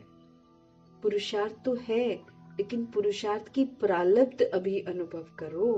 जो तुम पुरुषार्थ कर रहे हो, उसकी जो अटेनमेंट है, उसकी जो प्रारब्ध है, उसको अनुभव करो। ये थोड़ी कि पुरुषार्थ चल रहा है बोलते रहो। वो प्रारब्ध है सर्व शक्ति संपन्न। कौन सी प्रारब्ध की बात प्रभु कर रहे हैं? कि पुरुषार्थ जो भी हम प्रभु की शिक्षाओं पर चलकर करते हैं ना, उसकी जो अटेनमेंट्स हैं वो क्या है? सर्व शक्तियों से संपन्न, सारी शक्तियां अपनी, सारा ज्ञान, सर्व ज्ञान संपन्न, मतलब नॉलेज को यूज करके देख लिया, यहाँ पर ऐसे यूज करते, यहाँ पर ऐसे यूज करते, यहाँ पर ऐसे, अभी पेपर आएगा फटाफट यूज करा, खत्म। शक्तियां, ये वाली पावर, वो वाली पावर, जैसी सिचुएशन आएगी यूज करेंगे, विजयी। तो प्रभु प्रारब्ध की बात कर रहे हैं कि चेक करो सारी शक्तियों से संपन्न हो गए हो, क्योंकि यूज कर करके कम से कम 50 बार भिन्न भिन्न परिस्थितियों में यूज करेंगे तो शक्ति मेरी है। अब सपोज करो सहन शक्ति है, तो उसके लिए 50 तरह के पेपर आएंगे, एकदम असहनीय भी आएंगे, लेकिन तो भी सहन शक्ति को यूज किया है तो मेरा वो शक्ति मेरी बनेगी ना। एक पेपर नहीं होंगे, अनेक पेपर होंगे, तब कहेंगे कि हाँ शक्तियों से हम संपन्न हो गए। फिर तो कैसी भी सिचुएशन आएगी हम उस शक्ति को यूज कर लेंगे। तो वो प्रारब्ध है सर्व शक्तियों से संपन्न, सर्व ज्ञान से संपन्न, सर्व विघ्न विनाशक मूर्त, जितने भी विघ्न आए हिला न सके। ये अभी की प्रारब्ध जो है, यही तो भविष्य में स्वतः ही प्राप्त होगी। ये है अभी वर्तमान में कोई विघ्न आए मुझे हिलाए ना, सारा ज्ञान मेरे अंदर बिल्कुल मैंने यूज किया हो, शक्तियों को यूज किया हो, गुणों को यूज किया हो, सबके प्रति एक बार नहीं अनेकों बार, और अनेकों बार विजय प्राप्त की हो, तब जाकर वो मेरी प्रारब्ध है। तो अभी जो प्रारब्ध आप करते हो, भविष्य में स्वतः ही वो प्राप्त होगी। तो जैसे भविष्य में सिर्फ प्रारब्ध है, पुरुषार्थ समाप्त हो जाता है, ऐसे अभी बाकी रहे हुए समय में प्रारब्ध स्वरूप का विशेष अनुभव करो। प्रभु कहते हैं ये जो बाकी रहा हुआ समय है ना, जैसे भविष्य में खाली प्रारब्ध होगी ना, तो पुरुषार्थ नहीं होगा। ऐसे ही प्रभु कहते हैं अभी भी बाकी जो ये रहा हुआ समय है ना, इसमें प्रारब्ध स्वरूप का विशेष अनुभव करो। जब प्रारब्ध कहते हैं ना, तो पुरुषार्थ की ही प्रारब्ध होती है। पुरुषार्थ किया है, उस पुरुषार्थ अनुसार ही तो प्रारब्ध का अनुभव कर सकते हैं। लेकिन बाप दादा बच्चों से क्या चाहते हैं, पूछते हैं ना, बाप दादा हमसे क्या चाहते हैं, पूछते भी हैं बच्चे। तो बाप दादा यही चाहते हैं कि अब ये जो थोड़ा सा समय है ना, इस थोड़े समय के लिए पुरुषार्थ के प्रारब्ध के स्वरूप बन जाओ। ज्ञान स्वरूप, सुख स्वरूप, प्रेम स्वरूप, शक्तियों के स्वरूप, गुणों के स्वरूप, विघ्न विनाशक के स्वरूप। बाबा कहते हैं कि अब थोड़ा सा समय जो रह गया ना, इसके लिए पुरुषार्थ के प्रारब्ध स्वरूप बन जाओ। बन सकते हो कि पुरुषार्थ की मेहनत अच्छी लगती है, कि पुरुषार्थ ही करते रहे, मेहनत ही करते रहे। प्रारब्ध वाले बनेंगे। अभी पुरुषार्थ कर रहा हूं, पुरुषार्थ हो जाएगा, करके दिखाएंगे, ये शब्द समाप्त हो जाने चाहिए। करके दिखाएं क्या, दिखाओ ना। प्रभु कहते हैं करके दिखाएंगे क्या होता है, दिखाओ। और कब दिखाएंगे, अगर अभी भी नहीं दिखाएंगे तो क्या विनाश के समय में दिखाएंगे। इसकी तो बहुत सहज विधि है कि अब मास्टर दाता बनो। कैसे यूज करेंगे, देखो कितना युक्ति से बता रहे प्रभु कि बड़ी सहज विधि है प्रारब्ध को पाने की। प्रभु कहते हैं अब मास्टर दाता बनो, जो मिला है ना दूसरों को दो। बाप से लिया है और लेते भी रहो, लेकिन आत्माओं से लेने की भावना बिल्कुल मत रखो कि ये आत्मा ऐसे करेगी, चाहे वो आत्मा वैसे करेगी। सब अपने अपने तरीके, हमें किसी से कुछ नहीं चाहिए। प्रभु कहते धोखा भी दे रही है तो धोखा नहीं चाहिए, क्योंकि धोखा लेते हैं तो फिर हम दुखी होते, परेशान होते। नहीं लेना, प्रभु कहते हैं। अब प्रभु कहते हैं आप मास्टर दाता बनो। कोई बुरा कर रहा है ना, आप उसके साथ अच्छा करो। प्रभु कहते हैं इसकी बहुत सहज विधि है कि अब मास्टर दाता बनो। बाप से लिया है और लेते भी रहो, लेकिन आत्माओं से लेने की भावना बिल्कुल मत रखो। ये कर ले तो ऐसा हो, है ना, हम भावना रख लेते हैं ना, ये कर ले तो ऐसा हो। नहीं करो, उल्टा ही करेंगे लोग तो क्यों करना है ना, अपना टाइम वेस्ट होता है। ये बदले तो मैं बदलूं, ये तो लेने की भावना है। प्रभु कहते हैं ऐसा हो तो ऐसा हो, ये लेने की भावनाएं हैं।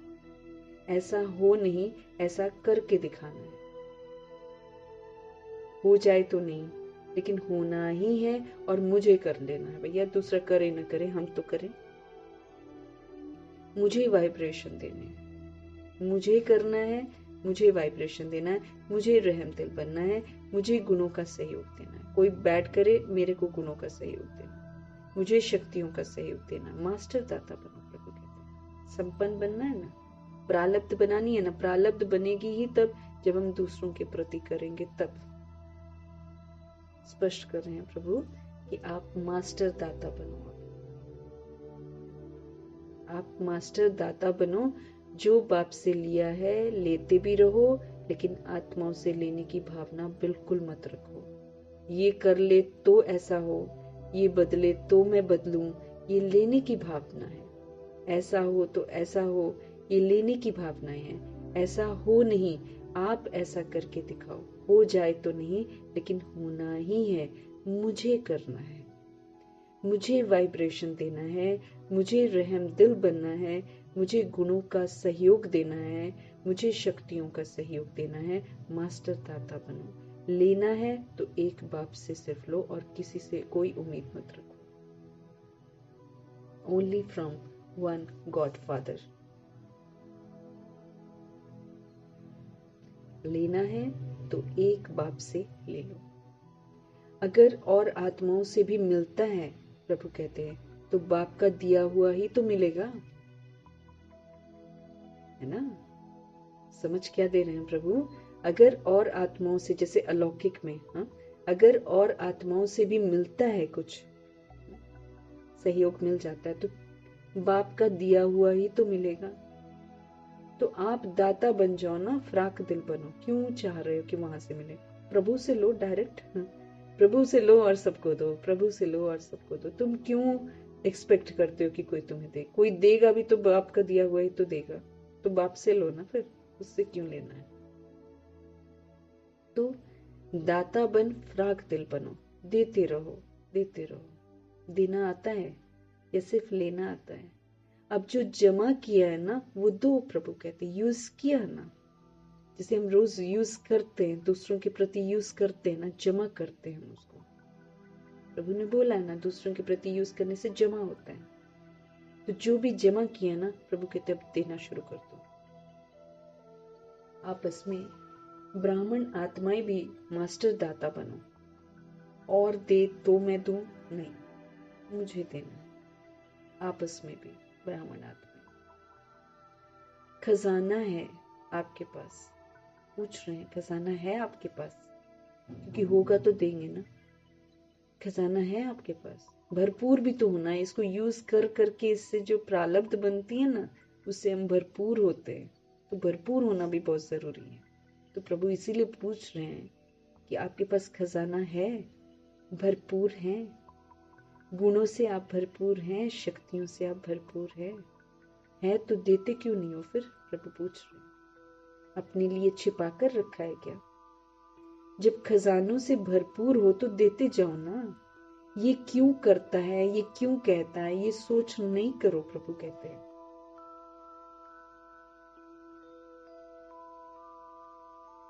ये क्यों करता है ऐसे, ये क्यों कहता है ऐसे? प्रभु कहते हैं ये सोच नहीं करो, रहम दिल बनो। रहम दिल बन, अपने गुणों का, अपनी शक्तियों का सहयोग दो। इसको कहा जाता है मास्टर दाता।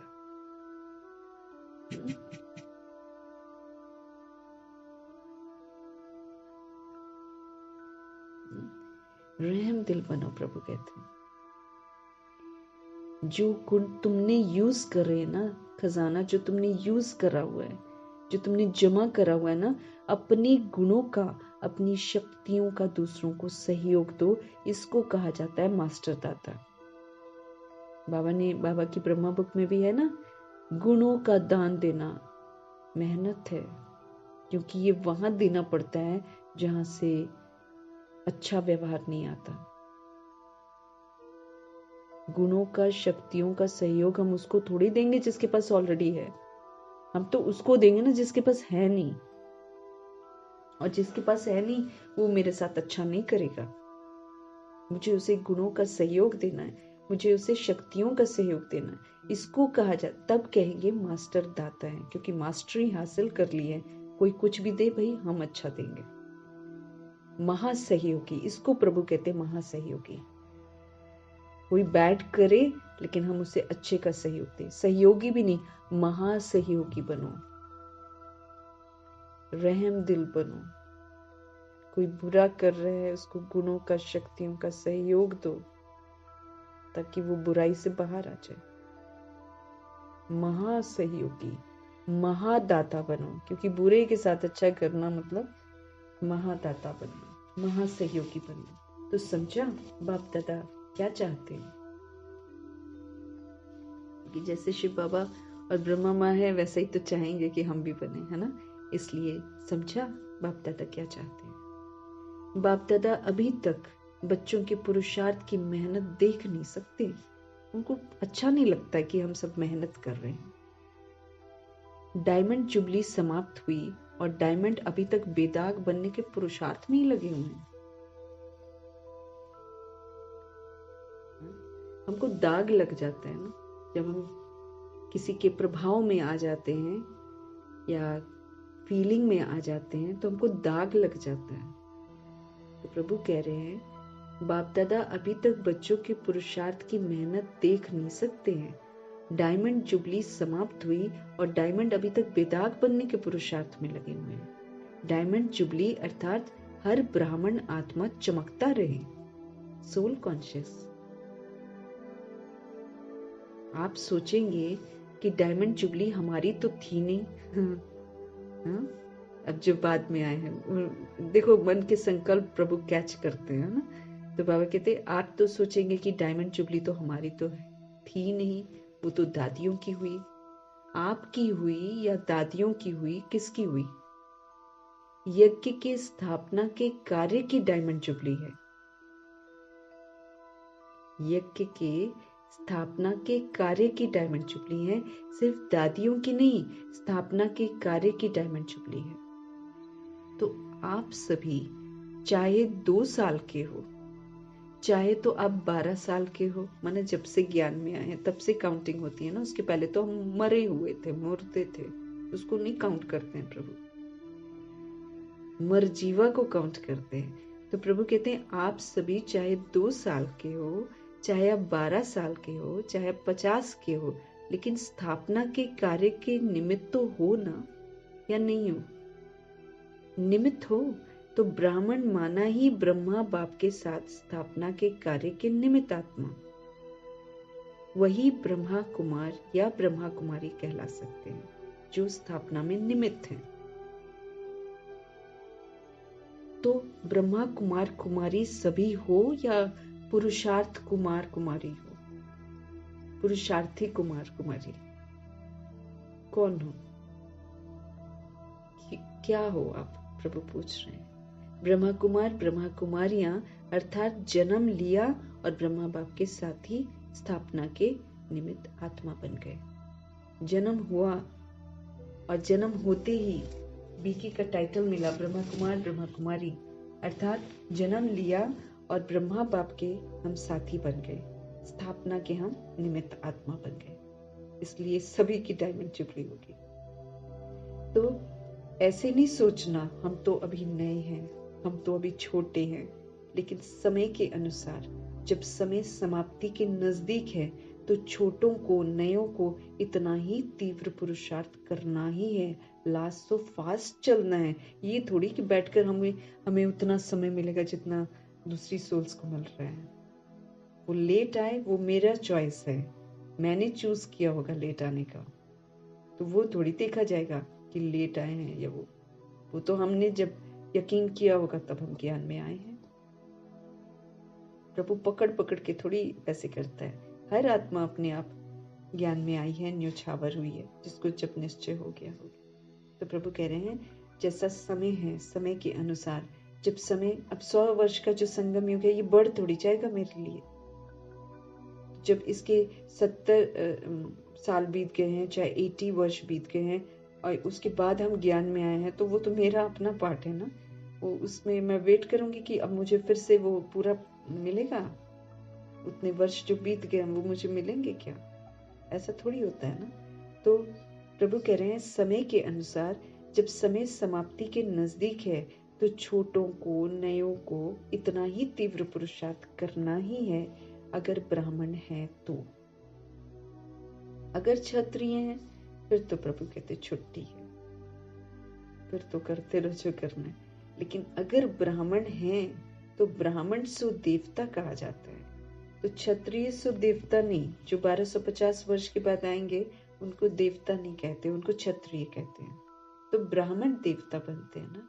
तो लेकिन ब्राह्मण है तो ब्राह्मण सो देवता कहा जाता है, क्षत्रिय सो देवता नहीं कहा जाता। तो ब्राह्मण आत्माओं को स्थापना के निमित्त बनना ही है ही निमित्त। इसलिए अभी प्रभु कहते हैं मास्टर दाता बनो, दान नहीं करो, क्या करो? सहयोग दो। जिसको शक्ति का सहयोग चाहिए सहयोग दो, ज्ञान का चाहिए दो, गुणों का चाहिए वो सहयोग दो। वो हम कैसे दे सकते हैं? अपने व्यवहार से, बोलकर नहीं कि ये करो ये करो वैसे नहीं। सहयोग मीन्स व्यवहार में। तो प्रभु कहते दान नहीं करो लेकिन सहयोग दो। ब्राह्मण को दान नहीं कर सकता है, ब्राह्मण को दान नहीं कर सकता है। क्या कर सकता है? सहयोग दे सकता है, पवित्र रहकर, सुखी रहकर, शांत रहकर। ऐसे ब्राह्मण जो है ना, ब्रह्मा और मातेश्वरी, ये सच्चे वैष्णव ब्राह्मण है ना। तो जब हम प्रभु की श्रीमत पर चलते हैं तो हम उनको सहयोग देते हैं। जब हम पास्ट को नहीं यूज करते हैं, पुराने संस्कारों को नहीं यूज करते हैं, पुरानी स्मृतियों को याद नहीं करते हैं तो हम सहयोग देते हैं। तो ब्राह्मण को दान नहीं कर सकता है, सहयोग दे सकता है। तो क्या कहा, महादाता बनो, महासहयोगी बनो, सबके साथ एडजस्ट कर लो, सबके साथ संस्कार मिलाकर चल लो, उनके संस्कारों के प्रभाव में मत आओ, ऐसे ऐसे करके सहयोग देना है। तो महादाता और महासहयोगी बनो। अभी 1 साल वाला भी है तो भी समय के अनुसार अभी बचपन की बातें समाप्त करो, क्योंकि सभी बच्चे इस समय वानप्रस्थ अवस्था के समीप हैं। सभी को वाणी से परे जाना है, परमधाम जाना है, सभी के लिए समाप्ति है। इसलिए प्रभु कहते हैं आप ये मत सोचो कि मैं तो अभी 1 साल मेरे को हुआ है, नहीं, अभी 1 साल वाला भी है तो भी समय के अनुसार अभी बचपन की बातें समाप्त करो, क्योंकि सभी बच्चे छोटे बड़े शरीरों में और फिर ज्ञान में भी जो पहले आए हैं अभी हैं, सभी के लिए वानप्रस्थ अवस्था है, सभी को वाणी से परे जाना है। समय की गति प्रमाण, ड्रामा के नियम प्रमाण अभी सभी की वानप्रस्थ अवस्था बहुत समीप है ना। समय को अगर देखें, समय के गति के प्रमाण और ड्रामा का जो नियम है ना, उसके प्रमाण अभी सभी की वानप्रस्थ 5000 वर्ष का ड्रामा है ना, तो एक नियम है, इसके बाद फिर से वो शुरू होता है। अब वो नियम थोड़ी बिगड़ जाएगा, मेरे लिए थोड़ी कुछ बढ़ जाएगा ना। तो ड्रामा का नियम ले लो या फिर समय की गति को ले लो, दोनों के अनुसार वानप्रस्थ अवस्था जो है ना हमारी समीप है। बाप दादा जानते हैं, बाप दादा जानते हैं कि बच्चों का बाप से जिगरी स्नेह है। बाप दादा जानते हैं कि बच्चों का बाप से जिगरी स्नेह है। जिगरी स्नेह है ना, या ऊपर ऊपर का है, कैसा है, दिल का स्नेह है, तब तो भाग कर आए हो ना।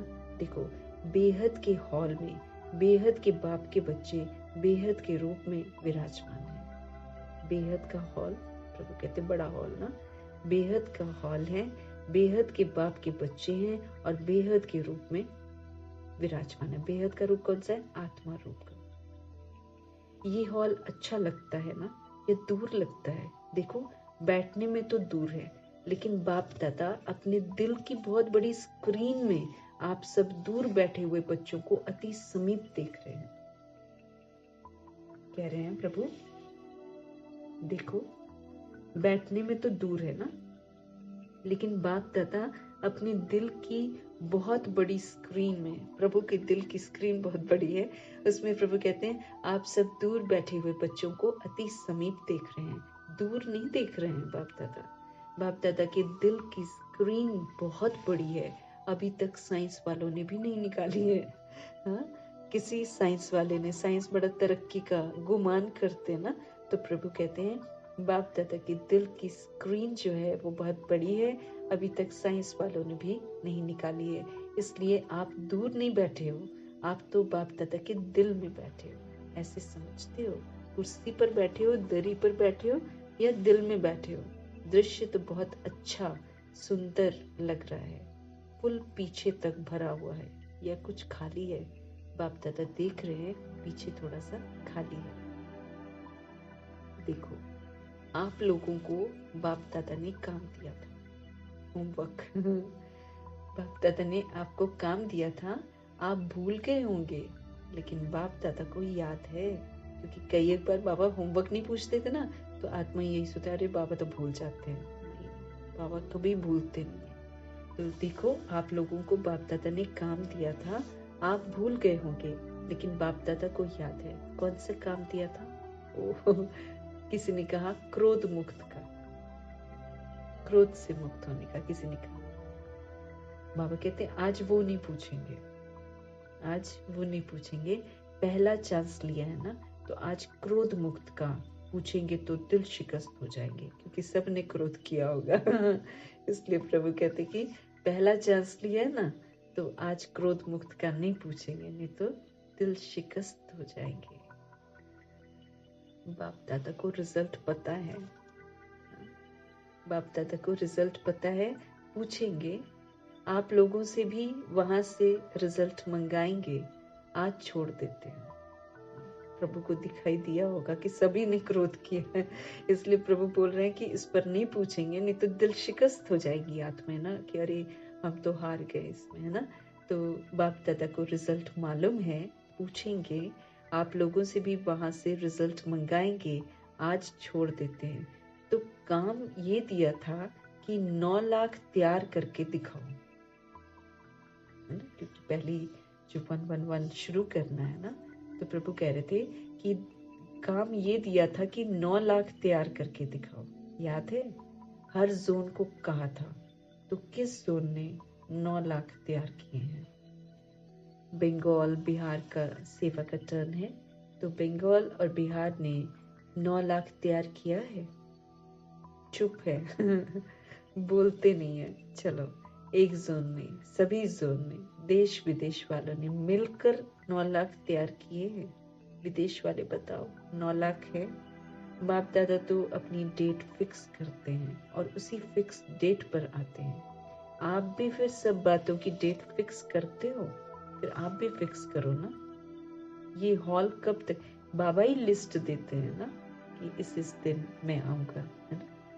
तो बाप दादा कहते हैं और उसी फिक्स डेट पर बाप दादा आते हैं। आप भी सब बातों की डेट फिक्स करते हो।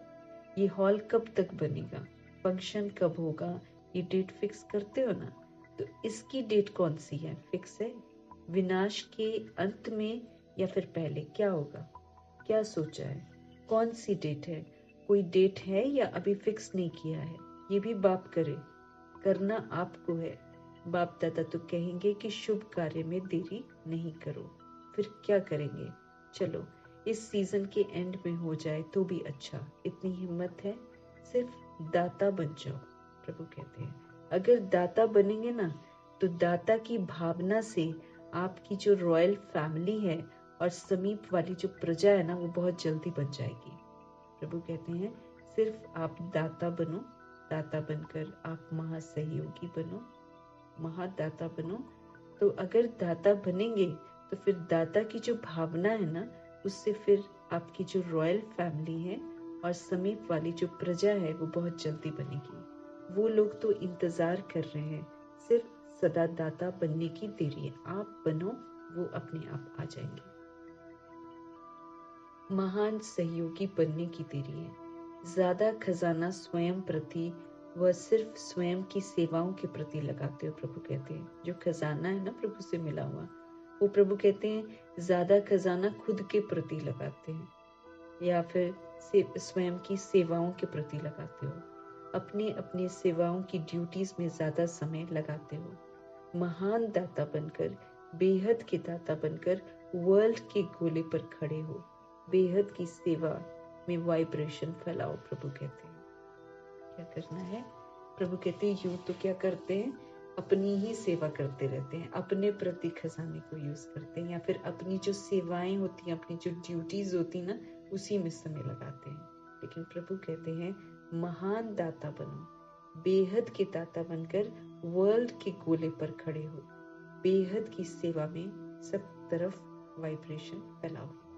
विश्व राजन बनना है, सिर्फ जोन के या वह अपनी अपनी ड्यूटीज के सर्कल के राजा तो नहीं बनना है ना। विश्व कल्याणकारी हो। अभी बेहद में जाओ। बेहद में जाने से फिर जो ये छोटी छोटी हदों की बातें होती है ना, वे ये स्वतः ही समाप्त हो जाएगी। मनोबल जो है ना, वो बहुत श्रेष्ठ बल है, उसको यूज नहीं करते हो। मनसा सेवा के लिए मनोबल चाहिए। प्रभु कहते सबसे श्रेष्ठ बल है मनोबल, लेकिन प्रभु कहते उसको यूज नहीं करते हो। वाणी संबंध संपर्क, उससे सेवा में बिजी रहते हो। वाणी की सेवा संबंध में आकर, संबंध संपर्क में आकर इसमें बिजी रहते हो। अब प्रभु कहते हैं अपने मनोबल को बढ़ाओ, मन की शक्ति को बढ़ाओ। बेहद की सेवा जो अभी आप वाणी या संबंध सहयोग से करते हो ना, वो अब आप मनोबल से करो, मन की शक्ति से करो।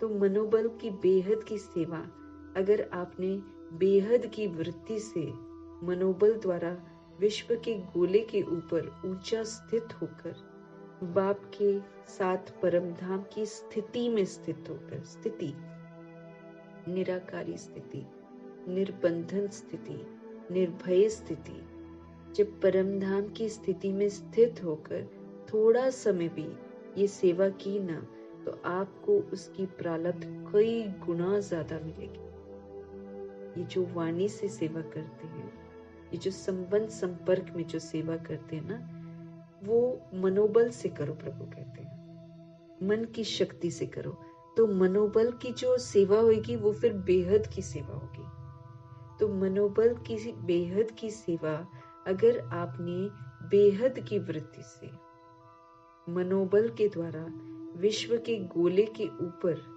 ऊंचा स्थित, माना ऊंची स्थिति में स्थित होना, मीन्स सारे वर्ल्ड को अपना परिवार समझना, वो वाली स्थिति। बैठेंगे तो यहीं पर ना, लेकिन स्थिति हमारी ऊंची होनी चाहिए।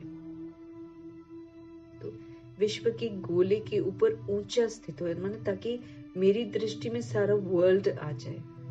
इसलिए बाबा कहते हैं मनोबल के द्वारा, मन की पावर के द्वारा विश्व के गोले के ऊपर ऊंचा स्थित, माना ऊंची स्थिति में स्थित हो जाओ।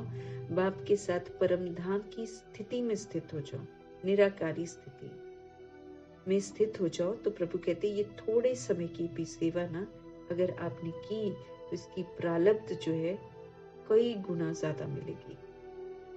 आजकल के समय और सर्कमस्टांस के प्रमाण अंतिम सेवा यही मनसा व मनोबल की सेवा ही है। आजकल के समय के अनुसार, आजकल की परिस्थितियों के प्रमाण अंतिम सेवा जो है यही मनसा व मनोबल की सेवा है। इसका अभ्यास प्रभु कहते हैं अभी से करो, इसका अभ्यास अभी से करो, चाहे वाणी के द्वारा, चाहे संबंध संपर्क के द्वारा सेवा करते हो। लेकिन अब ये जो मनसा सेवा है ना, इसका अभ्यास बहुत जरूरी है। तो इसके लिए मेरा मन जो है बिल्कुल क्लीन हो जाना चाहिए, तब मेरा प्रभु के साथ, जैसे प्रभु निर्वैर है, प्रभु निर्भय है, ऐसे निर्बंधन है, ऐसे मुझे पहले निर्बंधन बनना पड़ेगा। वरना किसी के साथ मेरा कोई बंधन नहीं, सब प्रभु के बच्चे, सब प्रभु की अमानत। निर्बंधन, निर्भय, ये वाली जो है निर्वैर, ये अवस्था मेरी होनी चाहिए, तब मेरे प्रभु के साथ मैचिंग होगी ना। तो प्रभु कहते हैं अब इस मनसा सेवा का अभ्यास जो है वो बड़ा जरूरी है। साथ साथ प्रभु कहते हैं अभ्यास करते चलो। समझा क्या करना है? ये मनसा सेवा वही रंगत दिखाएगी जो स्थापना के शुरुआत में बाप की मनसा के द्वारा रूहानी आकर्षण ने बच्चों को आकर्षित किया। ये जो मनसा सेवा है, प्रभु कहते हैं ये वही रंगत दिखाएगी, वही जादूगरी दिखाएगी जो स्थापना की शुरुआत में बाप की मनसा के द्वारा रूहानी आकर्षण ने बच्चों को आकर्षित किया था अपनी तरफ। और मनसा सेवा के फल स्वरूप अभी भी देख रहे हो कि वही आत्माएं अभी भी फाउंडेशन है। जैसे दादियां वगैरह जो थी, वीरतन मोहिनी दादी हैं, है ना, ये वही फाउंडेशन है अभी भी। ड्रामा अनुसार ये बाप की मनसा आकर्षण का सबूत है। ड्रामा के अनुसार ये बाप की मनसा आकर्षण, प्रभु की जो मनसा आकर्षण है ना, उसका सबूत है कि सब खींचे हुए चले आते थे, जो कितने पक्के हैं।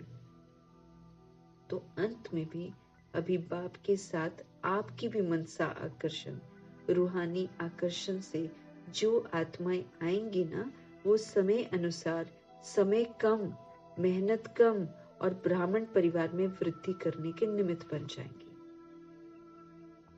प्रभु कहते हैं तो अंत में भी अभी बाप के साथ आपकी भी मनसा आकर्षण जो है, रूहानी आकर्षण जो है, इससे जो आत्माएं आएंगी ना, वो समय अनुसार, समय तो कम है, मेहनत कम करेंगी और ब्राह्मण परिवार में वृद्धि करने के निमित्त बन जाएंगी। वही पहले वाले रंगत जो है वो अंत में भी देखेंगे।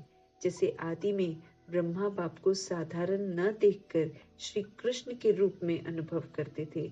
साक्षात्कार अलग चीज है, लेकिन साक्षात स्वरूप में श्री कृष्ण को देखते थे, खाते पीते चलते थे। ऐसा है ना, तो तो स्थापना में एक बाप ने किया, अंत में आप बच्चे भी आत्माओं के आगे साक्षात देवी देवता दिखाई देंगे। अगर बने होंगे तो वो समझेंगे ही नहीं कि ये कोई साधारण है, वही पूज्यपन का प्रभाव जो है अनुभव करेंगे। तब बाप सहित आप सभी के प्रत्यक्षता का पर्दा खुलेगा। प्रभु क्या कह रहे हैं? स्थापना में एक बाप ने किया, अंत में आप बच्चे भी आत्माओं के आगे साक्षात देवी देवता दिखाई देंगे। वो समझेंगे ही नहीं कि ये कोई साधारण है, मतलब होंगे हम साधारण, प्रभु कहते हैं, लेकिन वो समझेंगे ही नहीं कि ये कोई साधारण है, वही पूज्यपन का प्रभाव अनुभव करेंगे। तब बाप सहित आप सभी के प्रत्यक्षता का पर्दा खुलेगा। अभी अकेले बाप को नहीं करना है, बच्चों के साथ प्रत्यक्ष होना है। जैसे स्थापना में ब्रह्मा के साथ विशेष ब्राह्मण भी स्थापना के निमित्त बने, विशेष ब्राह्मण, ऐसे समाप्ति के समय में भी बाप के साथ साथ अनन्य बच्चे भी देव रूप में साक्षात अनुभव होंगे। अनन्य बच्चे मीन्स औरों से जो हट कर है, जो श्रीमत पर चलते हैं। तो अनन्य बच्चे भी देव रूप में साक्षात अनुभव होंगे। इसके लिए यही जो आज सुनाया ना कि अभी से प्रालब्ध स्वरूप में स्थित रहो। प्रभु कहते हैं अभी से प्रालब्ध स्वरूप में, मीन्स जो प्रभु प्राप्तियां कराते हैं ना उसको यूज करो, उससे जो प्राप्तियां होती हैं उसको अनुभव करो। प्रालब्ध स्वरूप में स्थित रहो, छोड़ो छोटी छोटी बातों को, अब ऊंचे हो जाओ। प्रभु कहते बाकी दुनियावी बातें क्या है, छोटी छोटी बातें हैं, इनको छोड़ो, अब ऊंचे जाओ। विशेष प्रालब्ध स्वरूप का साक्षात्कार खुद भी करो और दूसरों को भी करो, क्योंकि जब हम प्रालब्ध पा लेंगे, उसका स्वरूप बनेंगे, तो हम खुद को अनुभव भी करेंगे वैसे ही। तो विशेष प्रालब्ध स्वरूप का साक्षात्कार खुद भी करो और दूसरों को भी कराओ। समझा? अभी सभी अपने अनादि स्वरूप में एक सेकंड में स्थित हो सकते हो। चेक करो, प्रभु कहते क्या आप एक सेकंड में अपने अनादि स्वरूप में ना, ज्योति स्वरूप, अनादि स्वरूप में एक सेकंड में क्या आप स्थित हो सकते हो? क्योंकि अंत में प्रभु कहते हैं 1 सेकंड की ही सीटी बजने वाली है, 1 सेकंड। तो अभी से अभ्यास करो, बस टिक जाओ, अनादि स्वरूप में टिक जाओ। अनादि स्वरूप, ज्योति बिंदु स्वरूप, निर्बंधन स्वरूप, निर्वैर स्वरूप, है ना, स्वतंत्र स्वरूप, निर्भय स्वरूप, कोई डर नहीं। अभी से प्रभु कहते अभ्यास करो, 1 सीटी बजेगी, 1 सेकंड की, उसमें सारा काम, चाहे जितना भी विस्तार होगा ना, इसलिए तो विस्तार को सार करने की शक्ति का अभ्यास करवाते हैं प्रभु, क्योंकि फैला हुआ जितना भी विस्तार है, जब एंड होने वाला होगा, जब वापस घर जाने वाले होंगे, 1 सेकंड में स्टॉप करना है। कहीं मन क्यों बोलते हैं प्रभु, देह सहित देह के सभी संबंधों को बोलो, क्यों बोलते हैं? कहीं हम अटक ना जाए उसमें, पहले से ही भूल जाओ, पहले से ही मना उससे निर्बंधन हो जाओ। हर आत्मा को प्रभु से जोड़ दो और खुद भी जुड़ जाओ। ये अभी से करना है, तभी वो 1 सेकंड के अभ्यास जब होगा मेरे पास, तभी तो 1 सेकंड में मैं टिक जाऊंगी, छोड़ दूंगी ना। अब जैसे म्यूजिकल चेयर होता है ना, म्यूजिक बजता है, घूमते रहते, म्यूजिक बंद, बैठ जाते हैं ना, गेम ओवर, वैसे होएगी ओवर। रोटी बना रहे हो या नहा रहे हो या कुछ भी कर रहे हो, वहीं स्टॉप लगाना पड़ेगा। 1 सेकंड में आत्मा को उड़ना है, 1 सेकंड में। किसके साथ कौन सा पेपर होगा कोई पता नहीं है, लेकिन जैसे विस्तार है ना हमारी जिंदगी, जैसे हम रोज चल रहे हैं, आज ऑफिस जाना है, चाहे स्कूल जाना है, चाहे जो भी करना है, आज मेरे को ये काम करना है, ये काम करना है, हम प्लान बनाते हैं ना, लेकिन जिस दिन समाप्ति होगी तो 1 सेकंड में समाप्त भी करना होगा। इसलिए विस्तार को सार करने की शक्ति को प्रभु यूज करने के लिए कहते हैं 1 सेकंड में स्टॉप। फिर चिंतन ना चले फिर मेरा कोई भी कि अरे ये काम करना था, अरे आज मुरली पढ़ लेते, इसके बाद हो जाता, फेल हो जाएंगे। क्योंकि एक्यूरेट टाइम पर ड्रामा स्टॉप करेगा और उसे स्वीकार करना है। कोई शिकवा, कोई शिकायत नहीं। खत्म मीन्स खत्म, ओवर, खत्म, खेल खत्म। कोई स्मृति नहीं आनी चाहिए सिवाय परमपिता परमात्मा की। प्रभु याद रहना चाहिए।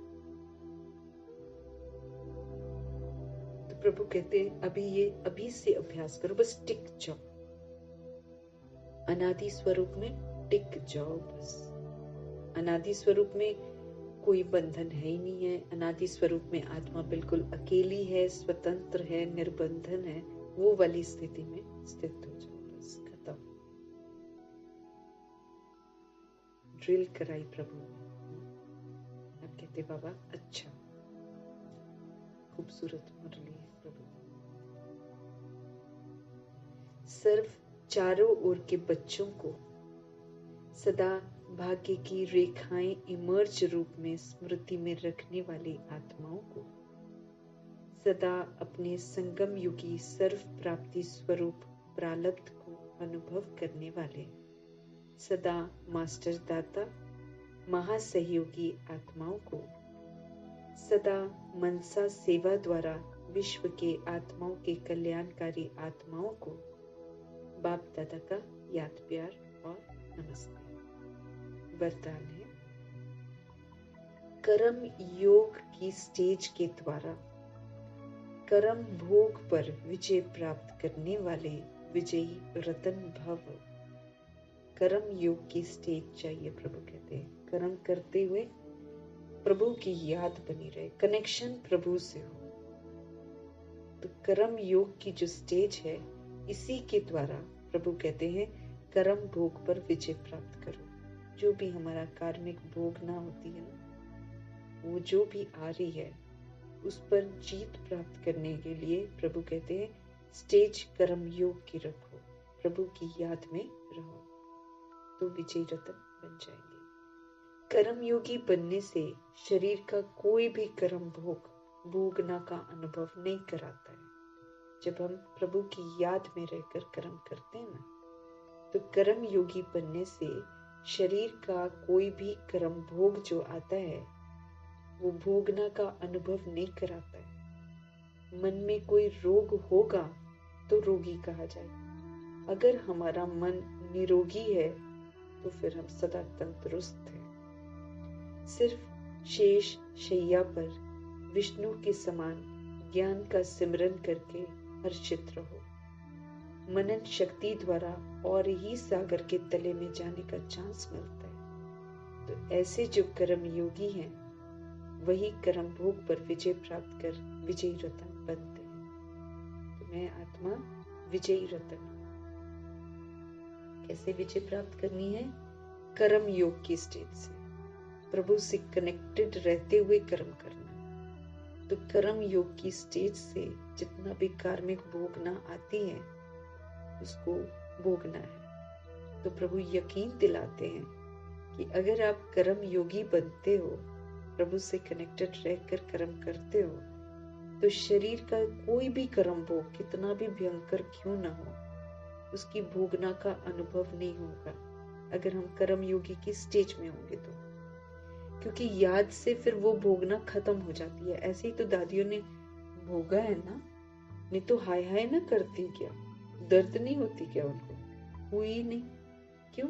कर्म योग की स्टेज से उन्होंने सब कुछ पार किया, प्रभु की याद में रहकर पार किया। मम्मा नहीं रोती, इतना कैंसर पूरा जहर फैल गया था बॉडी में, तो रोती नहीं क्या? रोते हैं ना कैंसर वाले लोग, कुछ नहीं, मुस्कुराती थी। क्यों? कर्म योगी की स्टेज में स्थित होकर पार कर रही थी। तो जो भोगना होती है ना, फिर अनुभव नहीं होती। प्रभु यकीन दिला रहे हैं। मन में जब हमारे रोग होता है ना, मन जब हमारा बीमार होता है, प्रभु से लिंक्ड नहीं होता है, तब रोगी कहा जाएगा। अगर मन हमारा निरोगी है, प्रभु के साथ कनेक्टेड है, तो हम फिर सदा तंदुरुस्त हैं। सिर्फ प्रभु कहते क्या करना है? शेष शैया पर, ना आराम की स्थिति में ना, शेष शैया पर विष्णु के समान, यूं पूरा जैसे सांप पर है ना, नाग के ऊपर वो आराम से लेटे हुए हैं, और वो जो नाग है वो अपना उनके लिए शैडो बन जाता है ना, छत्र छाया बन जाता है, शैडो नहीं छत्र छाया बन जाता है। तो ऐसे ही सारा जो भी कर्म भोगना है, जो भी है वो सर्प का ही है ना, विष का ही तो वो नतीजा है। तो प्रभु कहते हैं सिर्फ विकारों को ना शेष शैया बना दो और उस पर विष्णु के समान ज्ञान का सिमरन करके सदा हर्षित रहे। ज्ञान का सिमरन चलता रहे, मनन शक्ति चलती रहे, उसको चित्त पर भी बिठाना है ना प्रभु की बात। तो ज्ञान का सिमरन कर हर्षित होते मनन शक्ति के द्वारा ही सागर के तले में जाने का चांस मिलता है। जब भोगना आती है ना, तो ये वो समय है जब हम आराम से लेटे होते हैं ना, जैसे कर्म भोगना होती है, तो ये वो समय है जब ज्ञान का सिमरन चलता रहे, खुशी बनी रहे, मनन शक्ति के द्वारा और ही सागर की गहराइयों में जाकर और समझें ड्रामा को, ये चांस मिलता है। तो ऐसे कर्म योगी जो होते हैं प्रभु से कनेक्टेड होकर इस तरह के चिंतन में, ज्ञान चिंतन में रहते हैं, सदा खुश रहते हैं। तो ऐसे कर्म योगी ही फिर कर्म भोग पर विजय प्राप्त कर विजय रतन बनते हैं। जो कर्म योगी हैं वही फिर कर्म भोग पर विजय प्राप्त करते हैं और विजय रतन बनते हैं। क्योंकि अगर हम दुखी हो गए, अगर हम प्रभाव में आ गए, तो हम हार गए। अगर खुशी खुशी पार करते हैं तो जीत गए। और खुशी तब कायम रहेगी जब हम कर्म योग की स्टेज में रहेंगे, माना प्रभु की यादों में रहेंगे। कर्म योग की स्टेज, इससे कर्म भोग जो भी आते हैं उस पर विजय प्राप्त करनी है, और जो करते हैं वो फिर विजय रतन बनते हैं। तो वरदान को फलीभूत करना है, मतलब प्रभु ने जैसे बताया ना वैसे इसको यूज करना है। जो भी मेरा कार्मिक भोग आता है उसको मुझे कर्म योगी की स्टेज से पार करना है। फिर कभी भी मन मेरा तंदुरुस्त रहना चाहिए, चाहे शरीर का रोग आया है लेकिन मन निरोगी रहना चाहिए। अगर मन निरोगी है, मन तंदुरुस्त है, आराम से उस सिचुएशन को हम पार कर जाएंगे। तो ज्ञान का सिमरन चलता रहे, मनन शक्ति चलती रहे, सागर के तले की गहराई में जाकर समझना है हर बात को। तो कर्म भोग पर विजय प्राप्त कर विजय रतन बनते। श्लोक प्रभु कहते हैं साहस को साथी बना लो तो हर कर्म में सफलता मिलती रहे। साहस कभी नहीं छोड़ना, प्रभु कहते हैं उसको क्या करो, अपना साथी बना लो। तो फिर कोई भी ऐसा कर्म है नहीं जिसमें असफलता प्राप्त हो। तो साहस को साथी बना लो तो हर कर्म में फिर प्रभु कहते सफलता हमको मिलती ही रहेगी, हम कभी भी असफल नहीं होंगे। तो मीठे मीठे प्यारे प्यारे कल्याणकारी शुभ चिंतक खुदा दोस्त शिव पिता परमात्मा का धन्यवाद, ब्रह्मा माँ का धन्यवाद, गुलजार दादी जी का धन्यवाद, जिनके माध्यम से अव्यक्त मुरलियां चली हैं। तहे दिल से उस फरिश्ते का धन्यवाद। अन्य दादियों का भी धन्यवाद।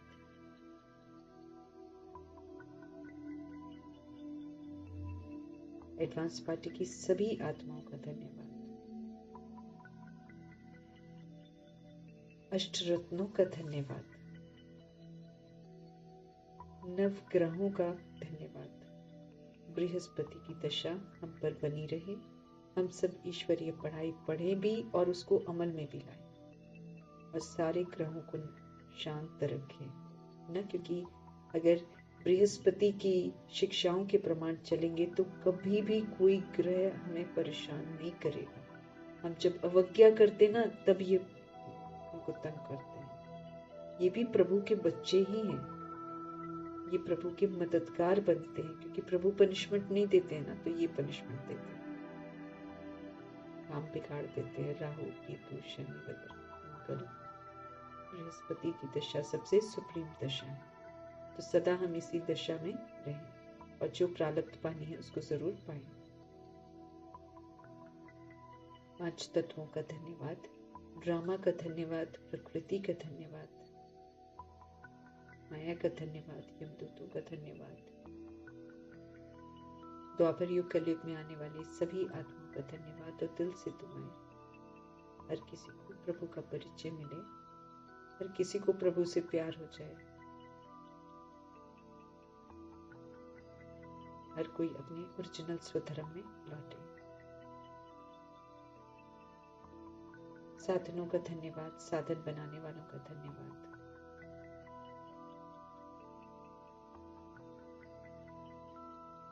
अन्य आत्माएं जो भी हमारे मददगार बनती हैं, किसान हुए, जो भी हमारी सफाई में जो हमारी मदद करते हैं, उन सभी आत्माओं का तहे दिल से धन्यवाद।